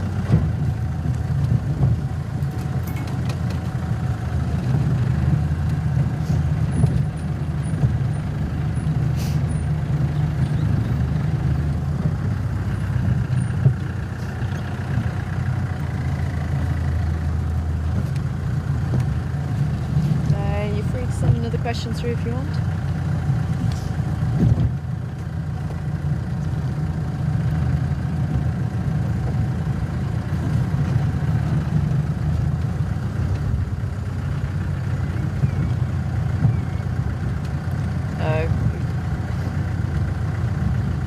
I'm getting a bit of signal break up there, Seb.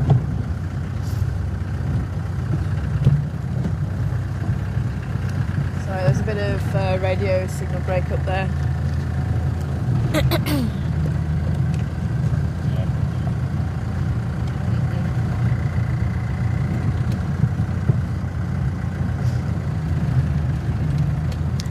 we haven't seen the vulture nest for a little while. I see a vulture, but it's the jackalberry they've chosen to nest in is greening up quite nicely. Just see a head.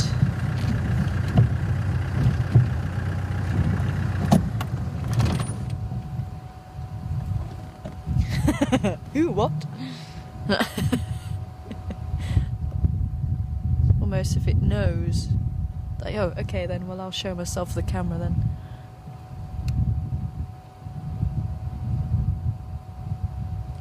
Actually I can see two there. One sitting straight up and then the other one sitting down with its head down. You might actually be able to make it out yourself.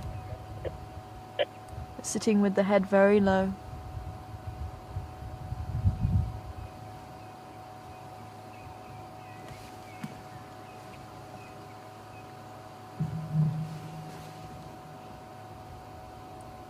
And this is a pair of white-backed vultures. And they do have a chick. Nothing new.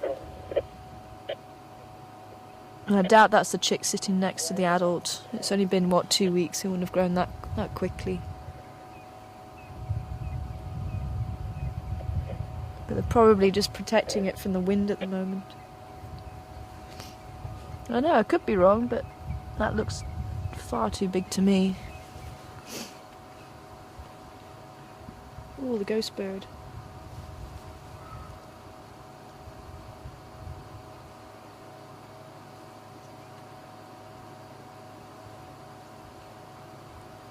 Oh, he's stopped now. Grey-headed bushshrike was calling. I can't even whistle today. I'll try. Oh, there he goes.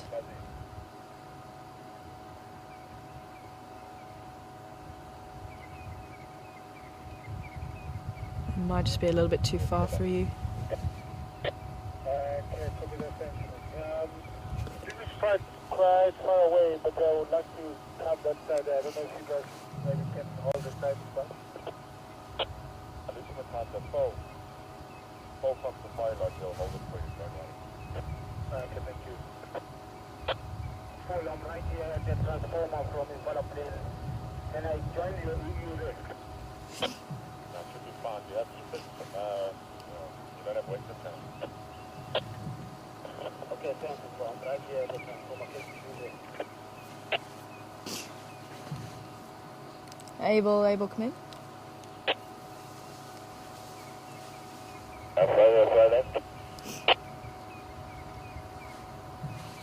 Sounds like something's going on, possibly on the boundary, but I didn't hear what it was. Yeah, I think you should have waste on your radio. Tell the guys they can move it to Western Channel if she's still on that track. I'll let you know. A jog, come in. Saying what? A jog, I didn't hear what was the lock and where was it? That's Karula. Uh-huh. On Triple M, that transformer box. Okay, copy, thanks. There's a few movers heading that side. Sorry, go again. Are there a few movers heading that side? I think Abel is there and one guy from Zimbabwe is there as well. Okay, copy. Do you know who's in charge?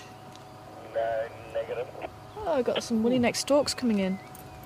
Copy that, thank you. It sounds like Karula has turned up, so we'll see if we can actually head that way.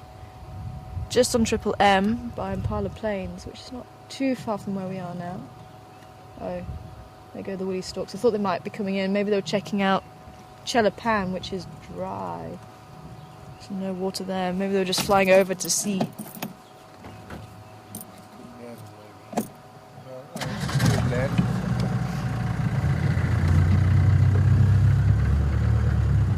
But nice to check in with the vultures. We'll have to try and see if we can get a glimpse of the chick. Let's see if we can head that side. See what's going on with Karula. I'm sure everyone will be keen to catch up with her.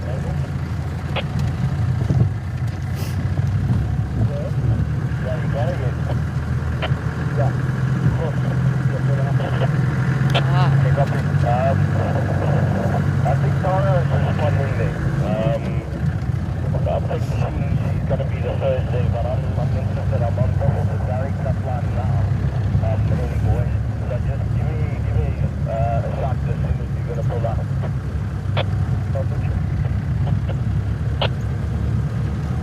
I'm also making my wave and stuff.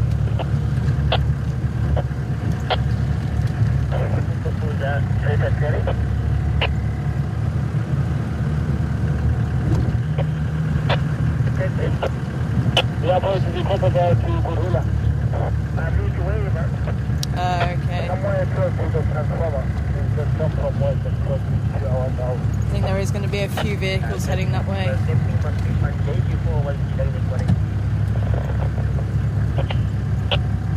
Okay, thanks. Confirm he's stepping for Kula. Down 5 minutes.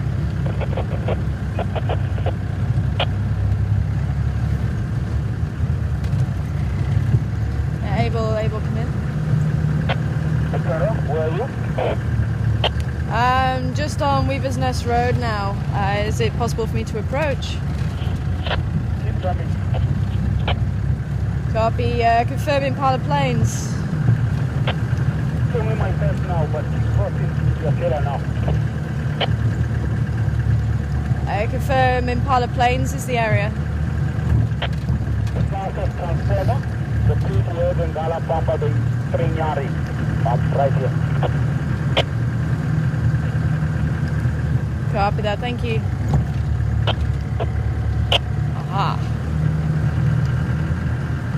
Okay, so maybe I thought there was going to be a couple of vehicles heading that side.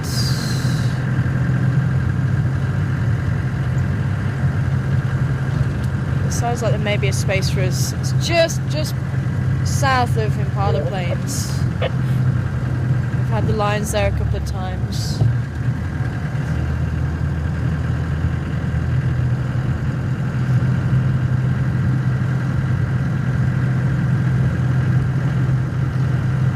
I haven't seen Karula yet since we've been back.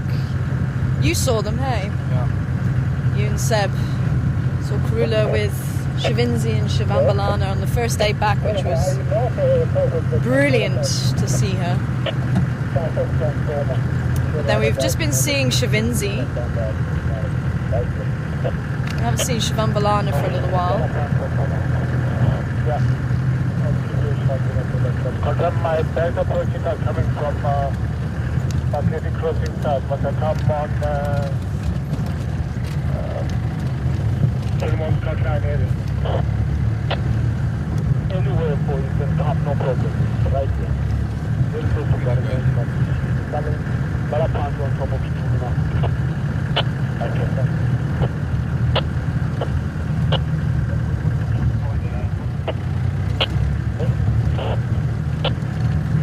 It sounds like she's probably just further south, maybe in line with Filliman's Cut Line. He says close to Gary Main, so probably better off going to the end and on to Gary Main and going up.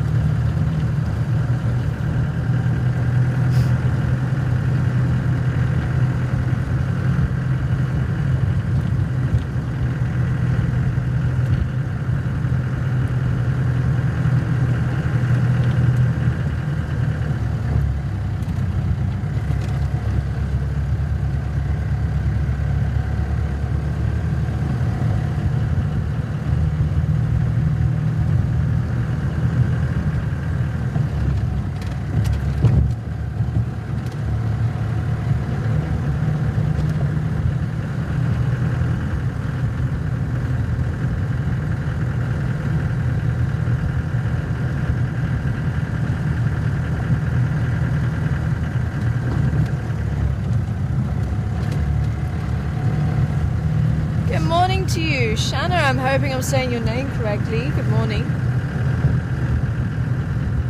I'm wanting to know about the herons. You've been watching, obviously, herons on the waterhole camera and wondering why they keep dipping frogs in the water. And the reason for that is probably because it's a platana, an African clawed frog. The platanas do secrete quite a slimy substance, and it's toxic as well, so they will repeatedly be dipping the frog in the water to try and get the slime off. And you'll see hammercops also doing that, and also you'll see hammercops, I've seen one or two wiping the frog in the sand and then going and washing the sand and the slime off.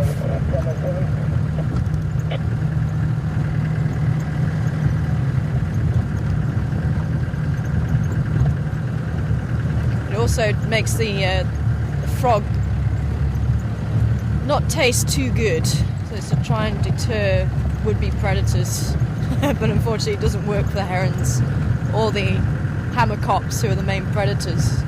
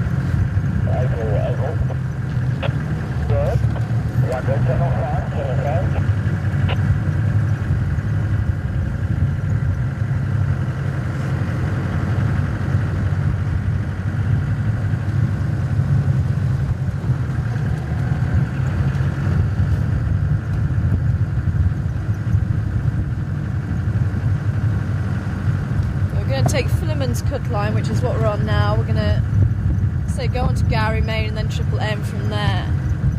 So I'm hoping we're not going to lose you, but we might just lose signal until we actually get to that spot where Karula is.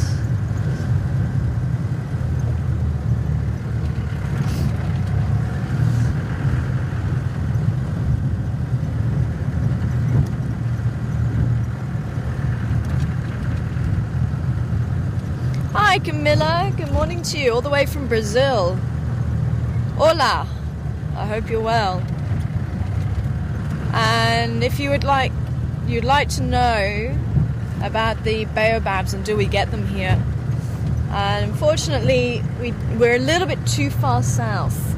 And I was looking the other day on the southernmost baobab in Kruger. Now Sabi Sands, which is where we broadcast from, is just west of the Kruger National Park, which is a very famous national park, very large national park.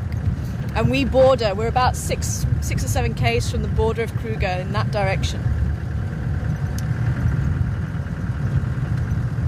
And we have no fences between us, so we're fairly similar habitat, sort of across where we are now. But the southernmost baobab, I was looking on the map the other day, and we are just that little bit further south from where that southernmost baobab is in Kruger. Oh, So- there's my boy. Huh? Oh, nice.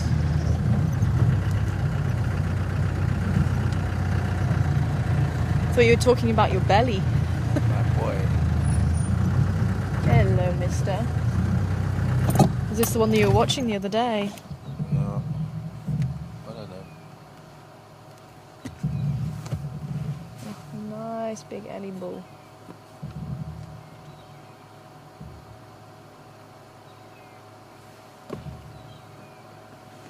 I'll just stop and say a quick hello to him. Ooh. And the red-crested koran calling as well.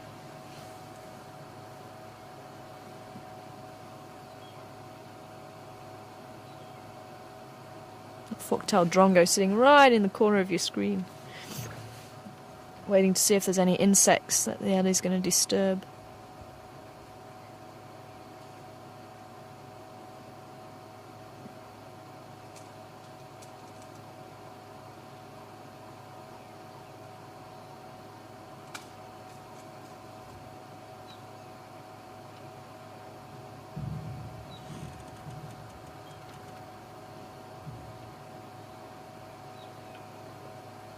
Hi Amber, good morning to you. Now, I'm wondering what age do elephants start to vocalise? I'd imagine from fairly early on, because they do have the vocal cords, so just like a human child, they can make noise as soon as they're born. And I would imagine that baby elephants are the same, as the vocalisations are actually produced in the same way as a human. They just have a slightly larger area for that sound to work through, and that's why you get these very low frequencies. And there's quite a lot of adaptations, actually. I was reading about it the other day. And the vocal cords and the actual what's called the hyoidian process, and there's a few of them. Most animals have 9, whereas the elephant only has 5. And they're very loose. They're actually not connected by bone like a lot of animals are. They're actually connected by ligaments and things. So they're very loose, so it actually allows them, along with using their trunk and a few other things, it actually just helps to make that very deep sound. And a lot of those sounds we cannot hear. It's inaudible to us, but the elephants can hear them. So it's possible this elephant's actually communicating, but we just can't hear it. But the one that we do hear is that deep rumble, which was always thought that came from the stomach, but it is actually vocalization. And then obviously air being forced out through the trunk, and the way that they hold the trunk can produce different sounds as well, like the way we move our mouth almost.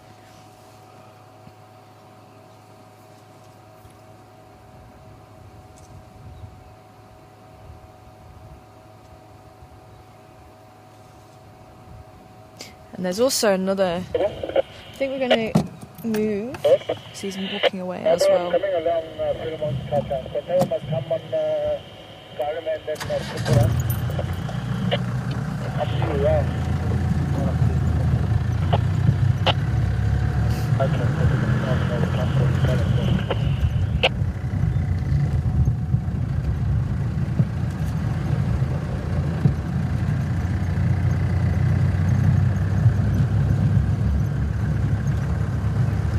Stations 1 Madonna and Glove on Gary Main, close to junction with Zoe's Road, heading west. Thank you, Mr. Ellie.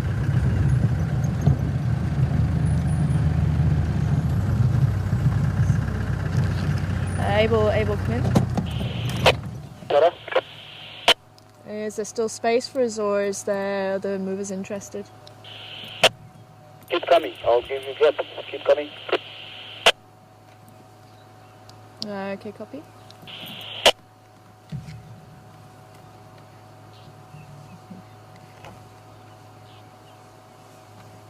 Oh, they're beautiful.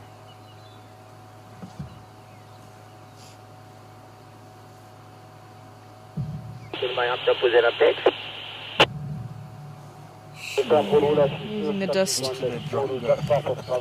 Shame.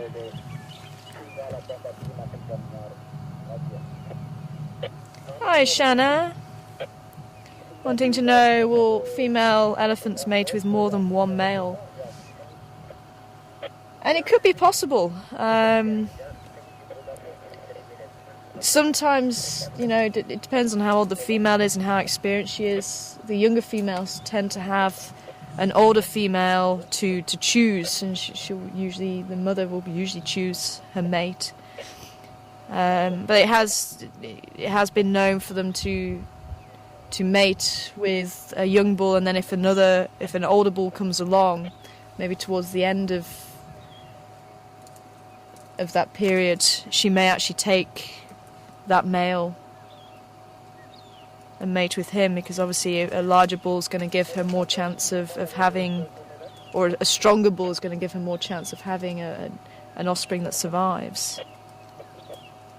But how often that occurs, I don't know. You don't really get a chance to see elephants mating very often. So it could be unusual circumstances. I think generally they probably will only mate with one bull. but it just really will depend on the circumstances and what bulls they have to choose from. And if maybe a larger, impressive bull was a little bit slow on the uptake at getting there. But as beautiful as this bull is, I think we're going to leave him to his own devices and see if we can go and say hello to Karula, just in case she moves off into the bush. See if he is still around.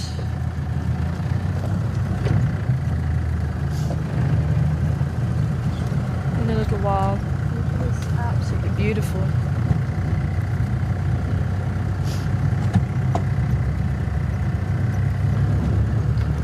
Especially with the inverter being, or the batteries being the way they are. Let's see if we can get to Karula. Stop now. I only heard it once. Oh, did you hear that? I didn't even hear it beeping. I did once. No, I don't want to run the risk. We got to that early on, as soon as we got on to Gary Main.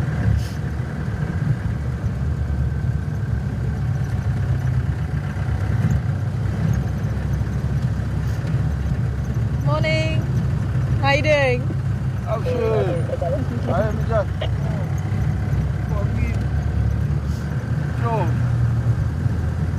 So we might just lose you up this little bit, but stay with us. Hopefully we will be back. But you might not. There's a lot of cloud cover. We might still keep signal.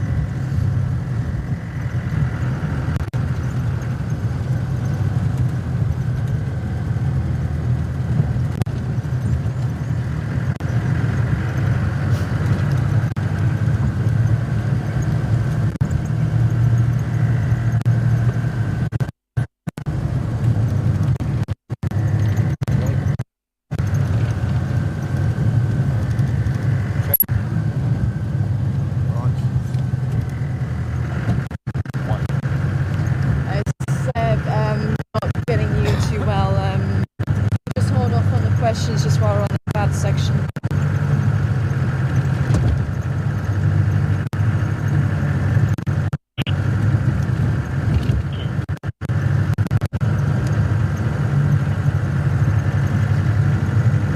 I'm looking for vehicle tracks going in. He did say south. Oh, it was you. My radio's talking to me. But it's transformer spot. Yeah, south of the transformer where lions had the 3 buffalo kills, but I'm not sure where that was. 3 buffalo kills? Must have been another movie. Yeah. But, yeah.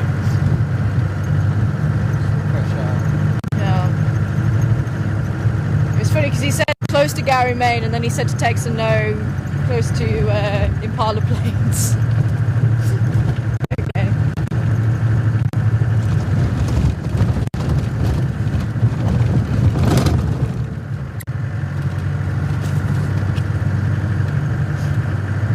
Okay, I think that's Texan up ahead.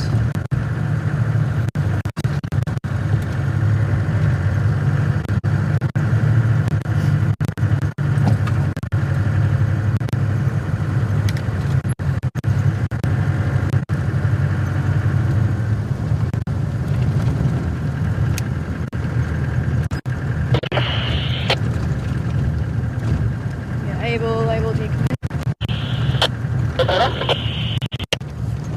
Abel, are you quite far off the road?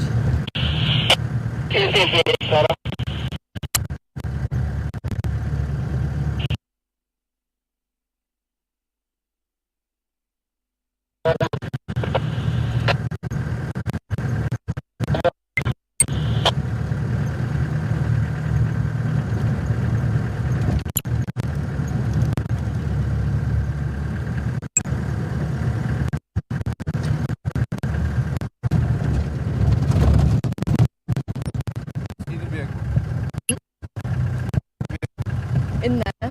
yes. Oh, there, yes. Aha. Okay.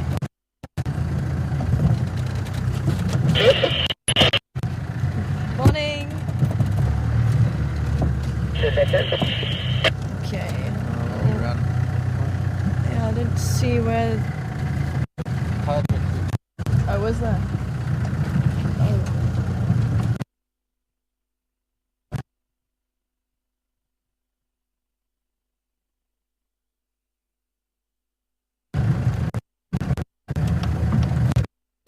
It's on that tree. Yeah.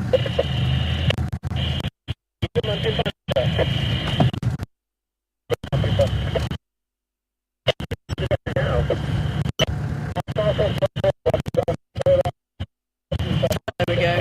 It's the track.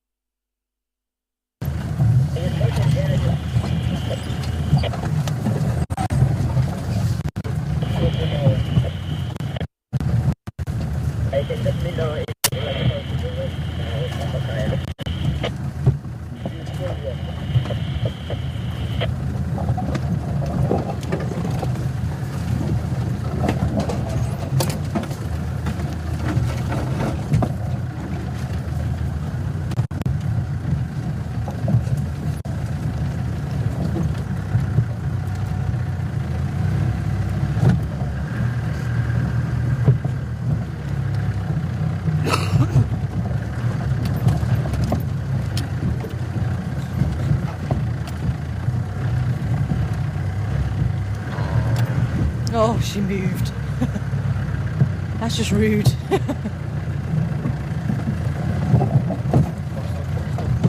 Oh, can you see her through there? Say when? Come on, girl, come this side.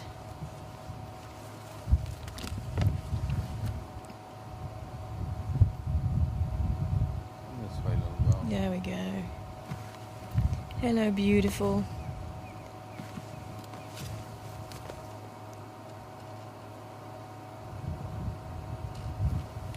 She must have known.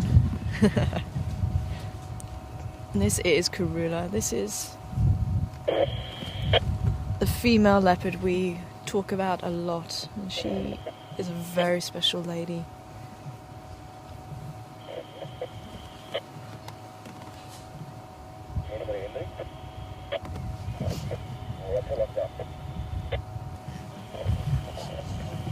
Let's see if we can move around.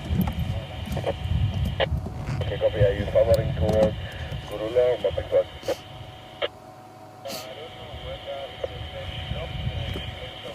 That's two different locks. Karula is just south of the Mopping Point. She's mobile south. Tara's with her. And then I think Dixon's got the Mopping Point. I'm not sure. He's just also just a bit south of the transformer box, but static. Yeah. Okay, you want to reverse? I'll just wait for her to move. Okay, copy. Are they just over there? Oh, okay. Apparently the cubs are also here. Karula's on a mission now.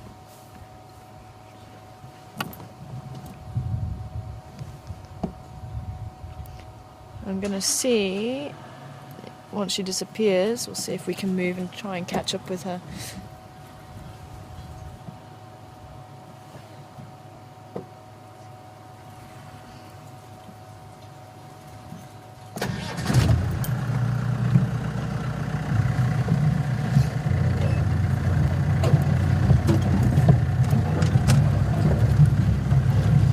Not the easiest to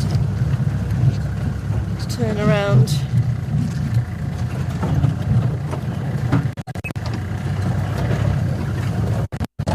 So it sounds like somebody saw the cubs just a little bit further north, but while we have Karula, let's just stay with her. I think somebody else is looking for the cubs. Going that termite. Yeah.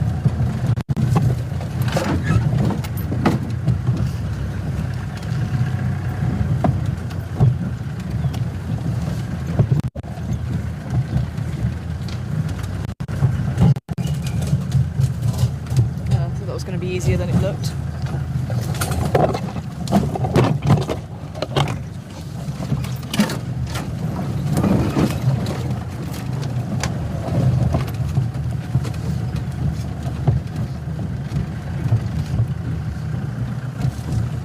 Seeing something, lady. I'm just going to switch off here because I can see that tail twitching. She's watching something.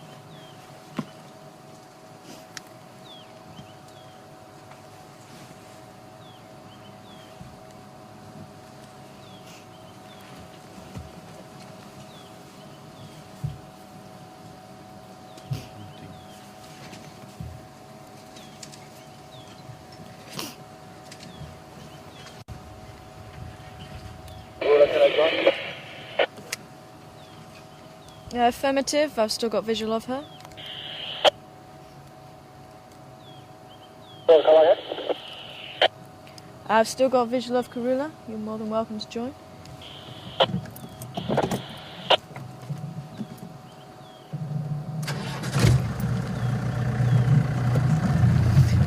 Somebody wants to west of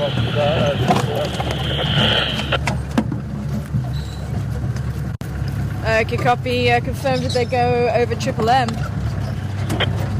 one of my people thinking is westbound to the west, just away from Kula. There she is. Copy.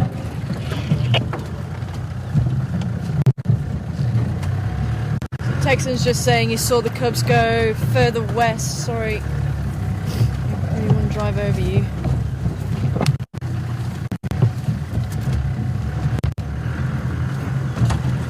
So further west, I think they did go over Triple M, he said.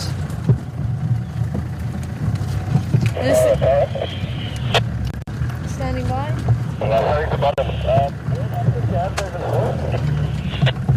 Just on Gary Main, if you go onto Gary Main towards Zoe's Road, you should pick up the two my daughters up. Okay, got it, thanks.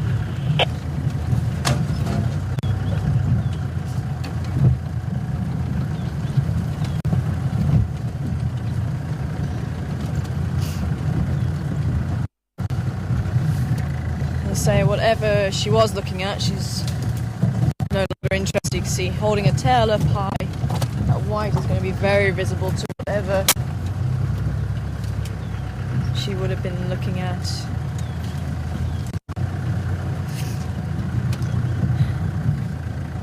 Where are you going, lady? Let's take some with us.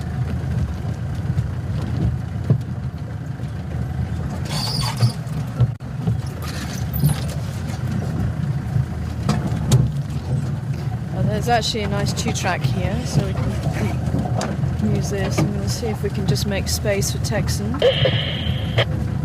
And I think Sulina might be on board. She's one of the viewers. Is Sulina there?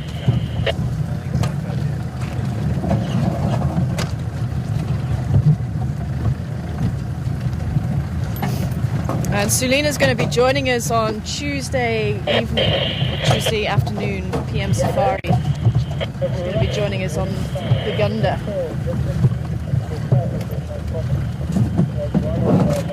So I am very happy that she's actually getting a chance to see Karula. There we go, I thought she was going to do that. Using the termite mound. Yeah, she's got something in her sights now. Yeah, she definitely has, hey. She was keeping very low when she was climbing up.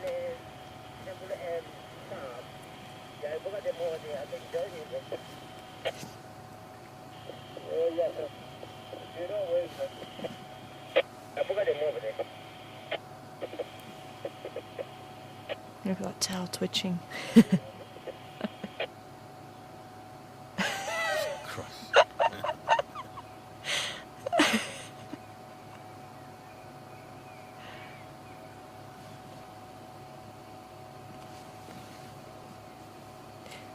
glad to see she's got it under control now.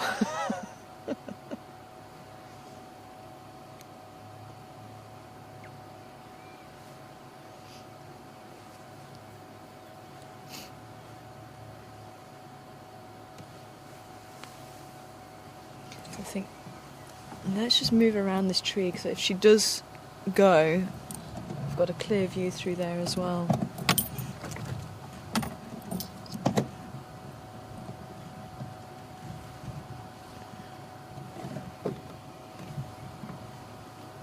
I just want to move around a little bit further if we can. There's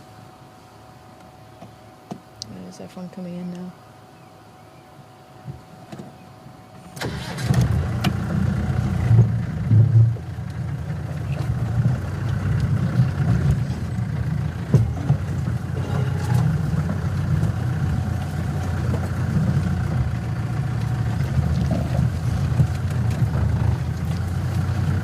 Think if she runs off that way, I should be able to get past was hoping we were going to get past that grass as well, but it's all over the mound.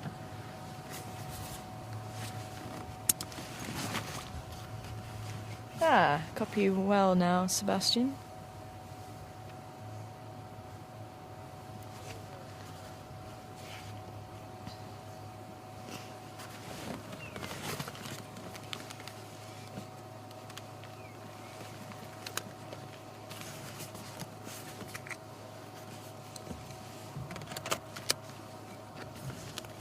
Time to look around, Bill.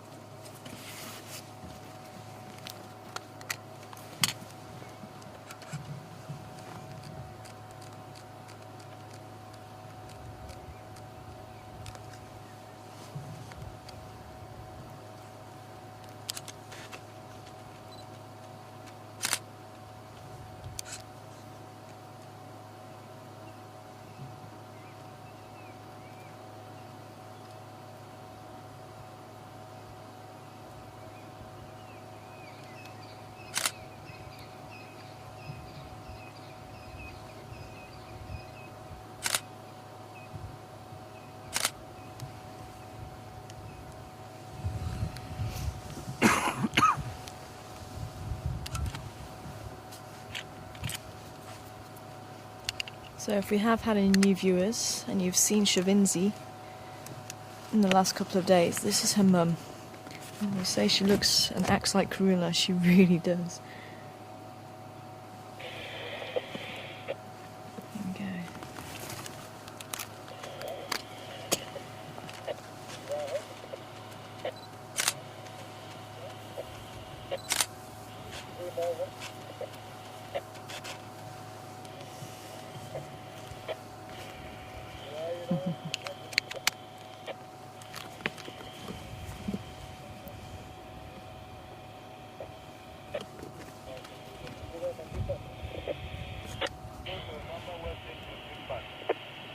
Okay, the cubs did go over west into Zimbabwe, I think.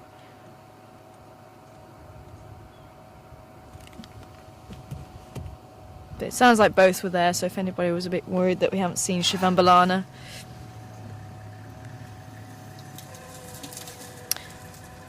Then he is there. Yeah, we kept seeing Shavinzi by herself, so... No, we saw all three of them. No, yeah, no. 3 days, 4 days ago. But then we saw Shavinzi a couple of days. Each time we just saw Shavinzi. Hello! Hi!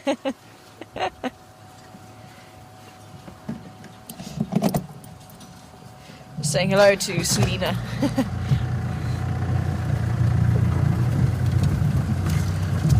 Oh, she says she cannot believe that she's here.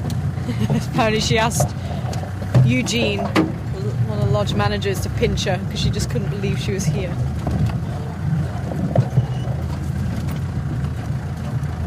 As I say, you will get a chance to see her on drive on Tuesday. But I'm very, very pleased she managed to see Karula.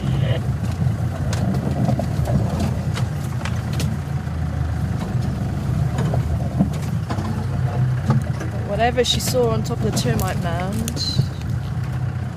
Henry coming for your teller. Good morning. Henry, did you send your order back to the car park? What are we doing? No. Copy that. She has changed direction, so I don't think she's going after whatever it was that she saw now.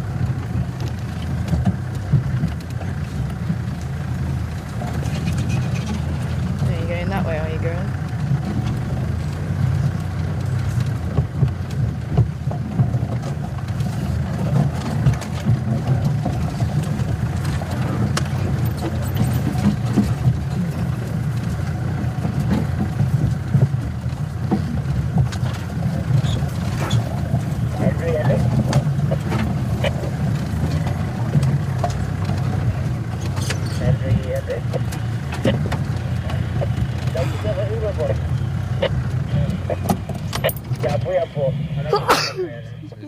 Thank you.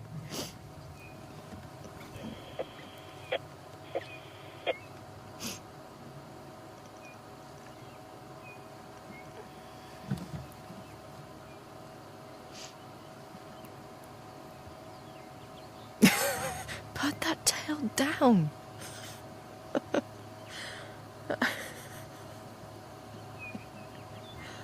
She's like a cub. Yeah. Our Karula's That's usually... A leopard's got a brain in its tail Yeah. as well that is independent of the brain in its head. Definitely, hey? We might have to make space for Henry. Henry, come in.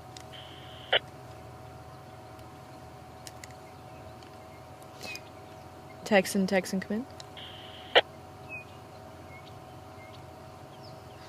I do hear another vehicle. Okay, we're gonna... Yeah, it is. Henry, he's just coming in without even...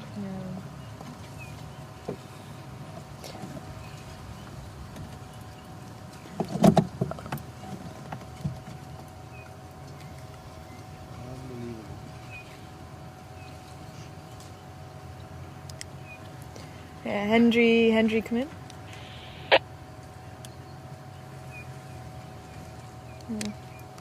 Nobody wants to talk to me. Ephraim, come in. Anybody want to talk to me? None of them. Nobody wants to talk to me.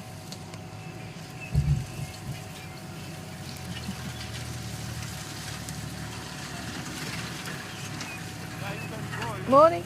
I know, I wanted to find out if you wanted to stay because we'll pull out. I was trying to find out if you wanted to stay because we'll pull out. Is it? Oh, okay.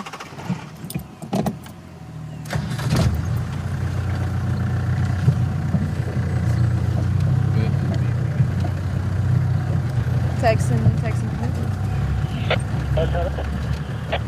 Texan, are you sure you want to pull out? We'll pull out if you want to stay a little bit longer. You will not be staying. Let's see if I'm pulling out. Oh, sorry, I thought it was you leaving. Ephraim, come in. Is anyone else stop up here? Yeah, okay, copy. I just wanted to check.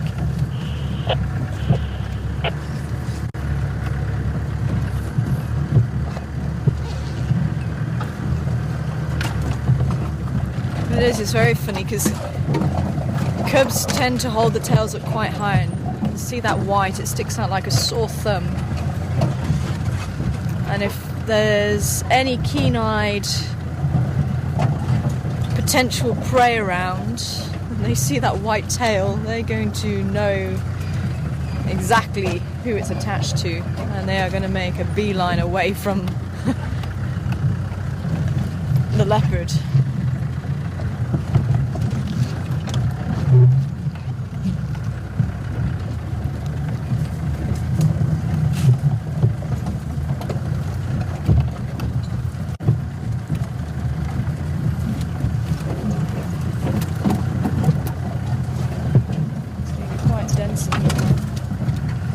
Try and see if we can stop so we can see her again.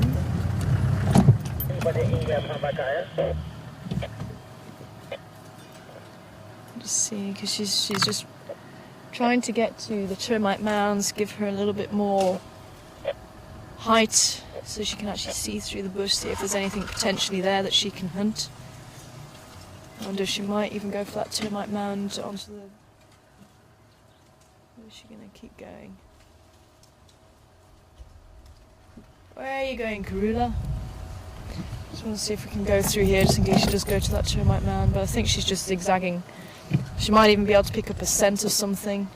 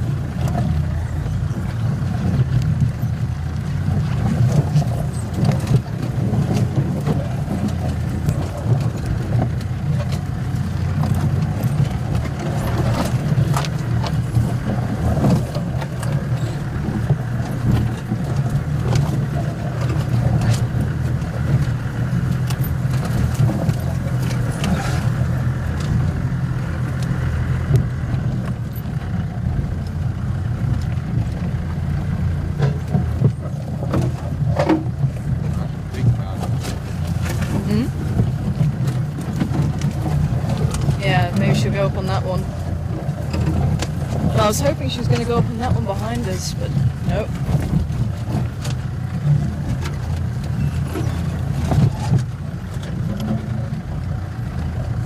Wait for us, Karula, we're coming.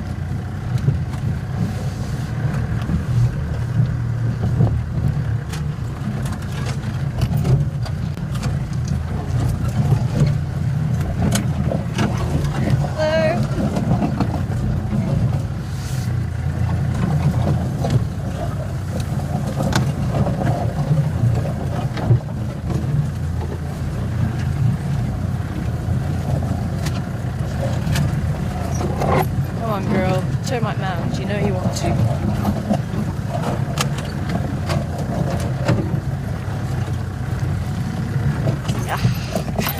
I just saw that look, I was just trying to get there.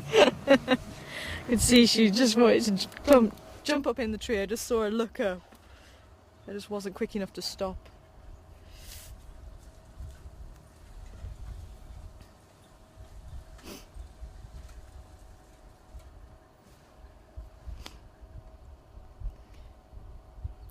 Maybe we should come out. There's a nice branch actually that she's eyeing up.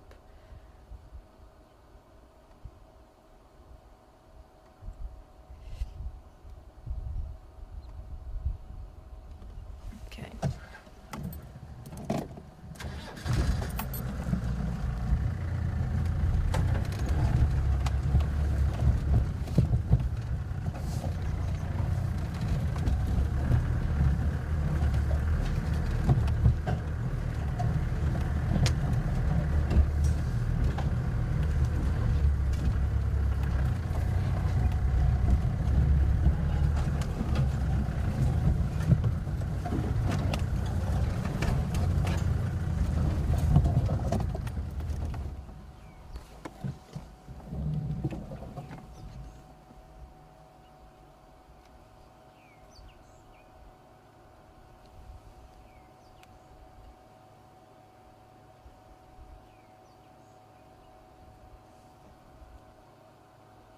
Awfully close with those guys. Hmm? Very close. Being an excellent.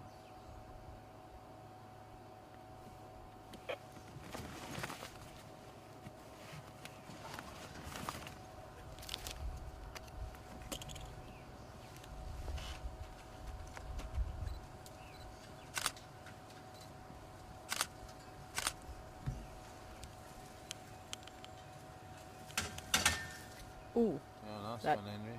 didn't sound good.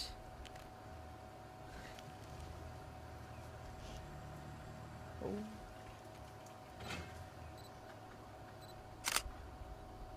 Broken his car. Prop shop.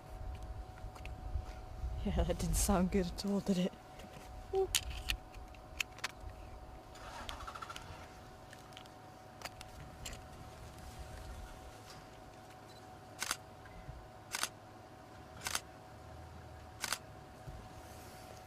Because they don't use low range to begin with.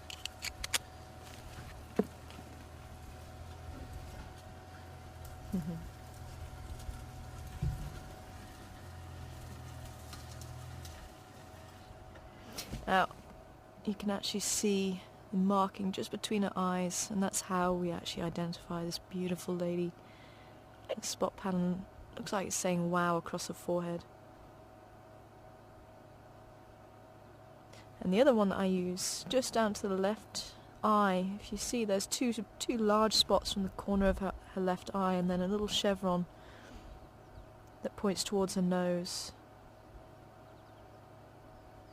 And that's the other one of the other markings that I use if you can't see that wow on the forehead when she looks at you.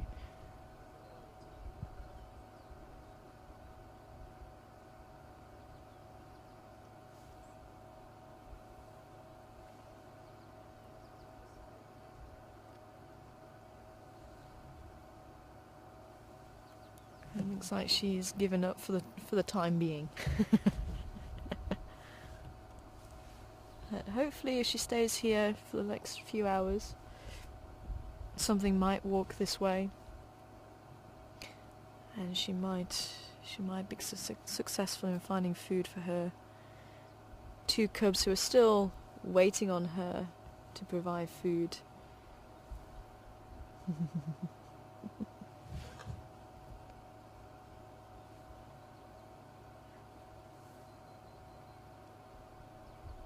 Although Shavinzi did catch a monitor for herself the other day, she didn't eat much of it.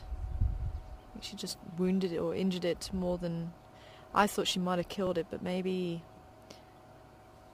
she didn't. Maybe it did actually survive and it was just in the stupor.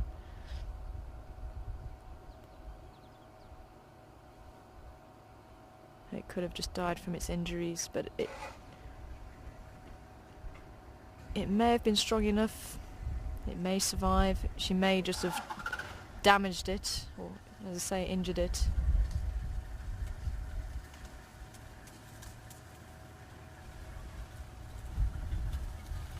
But I'm hoping that she will decide in the future, if there's a monitor lizard, there's no need to go and hunt it.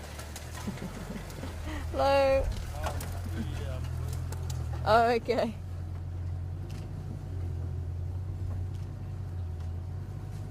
But she still needs her mum to provide larger prey for her. And that may still be the case for another 6-7 months, maybe even another year. There's no set time limit on when the cubs will be independent enough to leave mum.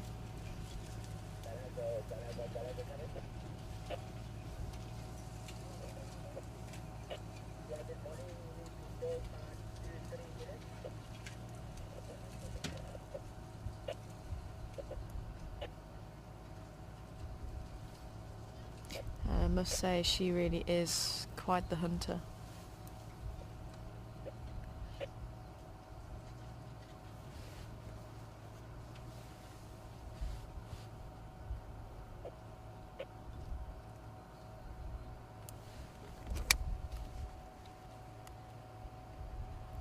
Seb, are there any leopard questions before we say goodbye?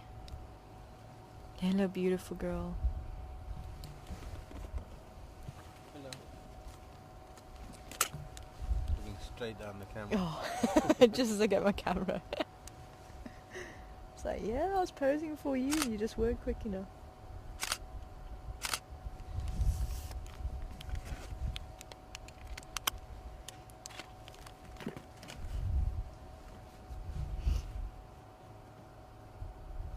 Isn't it Anton's first sighting of Karula? Could be. Could well be.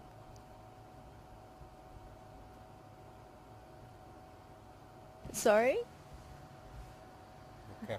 Oh, my cap, yes. Oh no, that one's back at camp. You're enjoying seeing Karula? It's awesome, hey?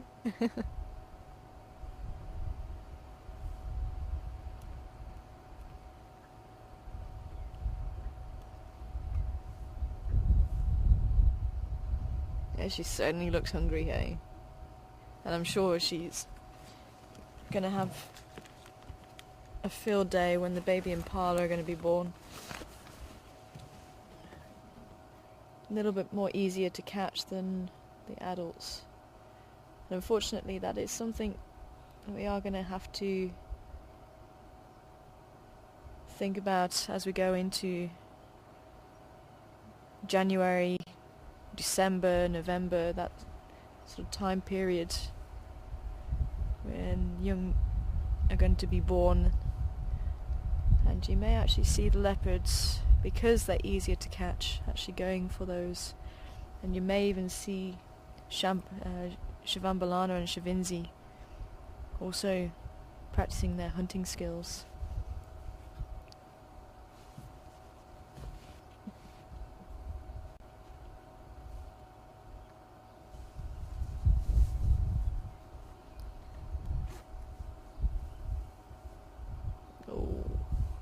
It always amazed me how a leopard can make a branch look so comfortable.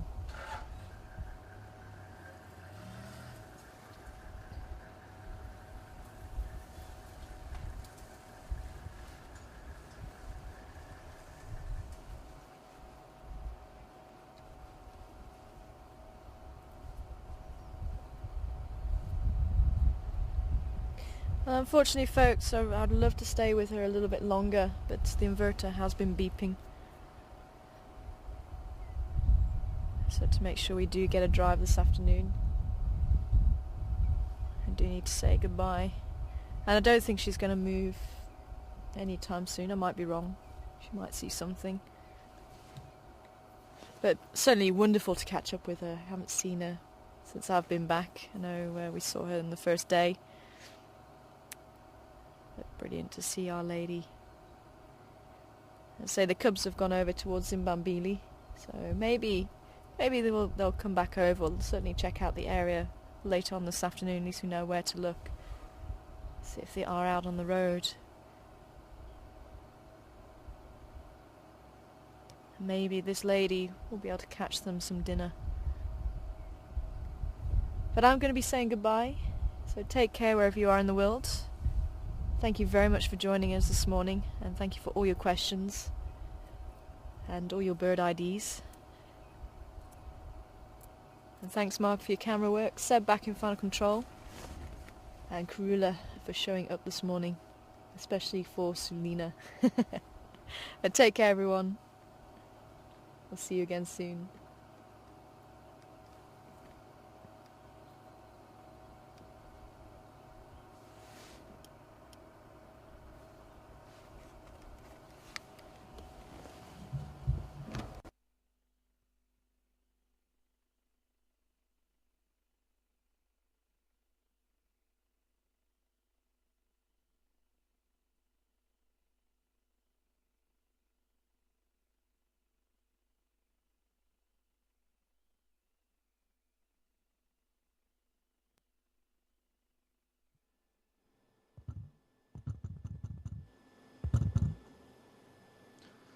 Good morning, everyone. Sebastian here, sitting in final control.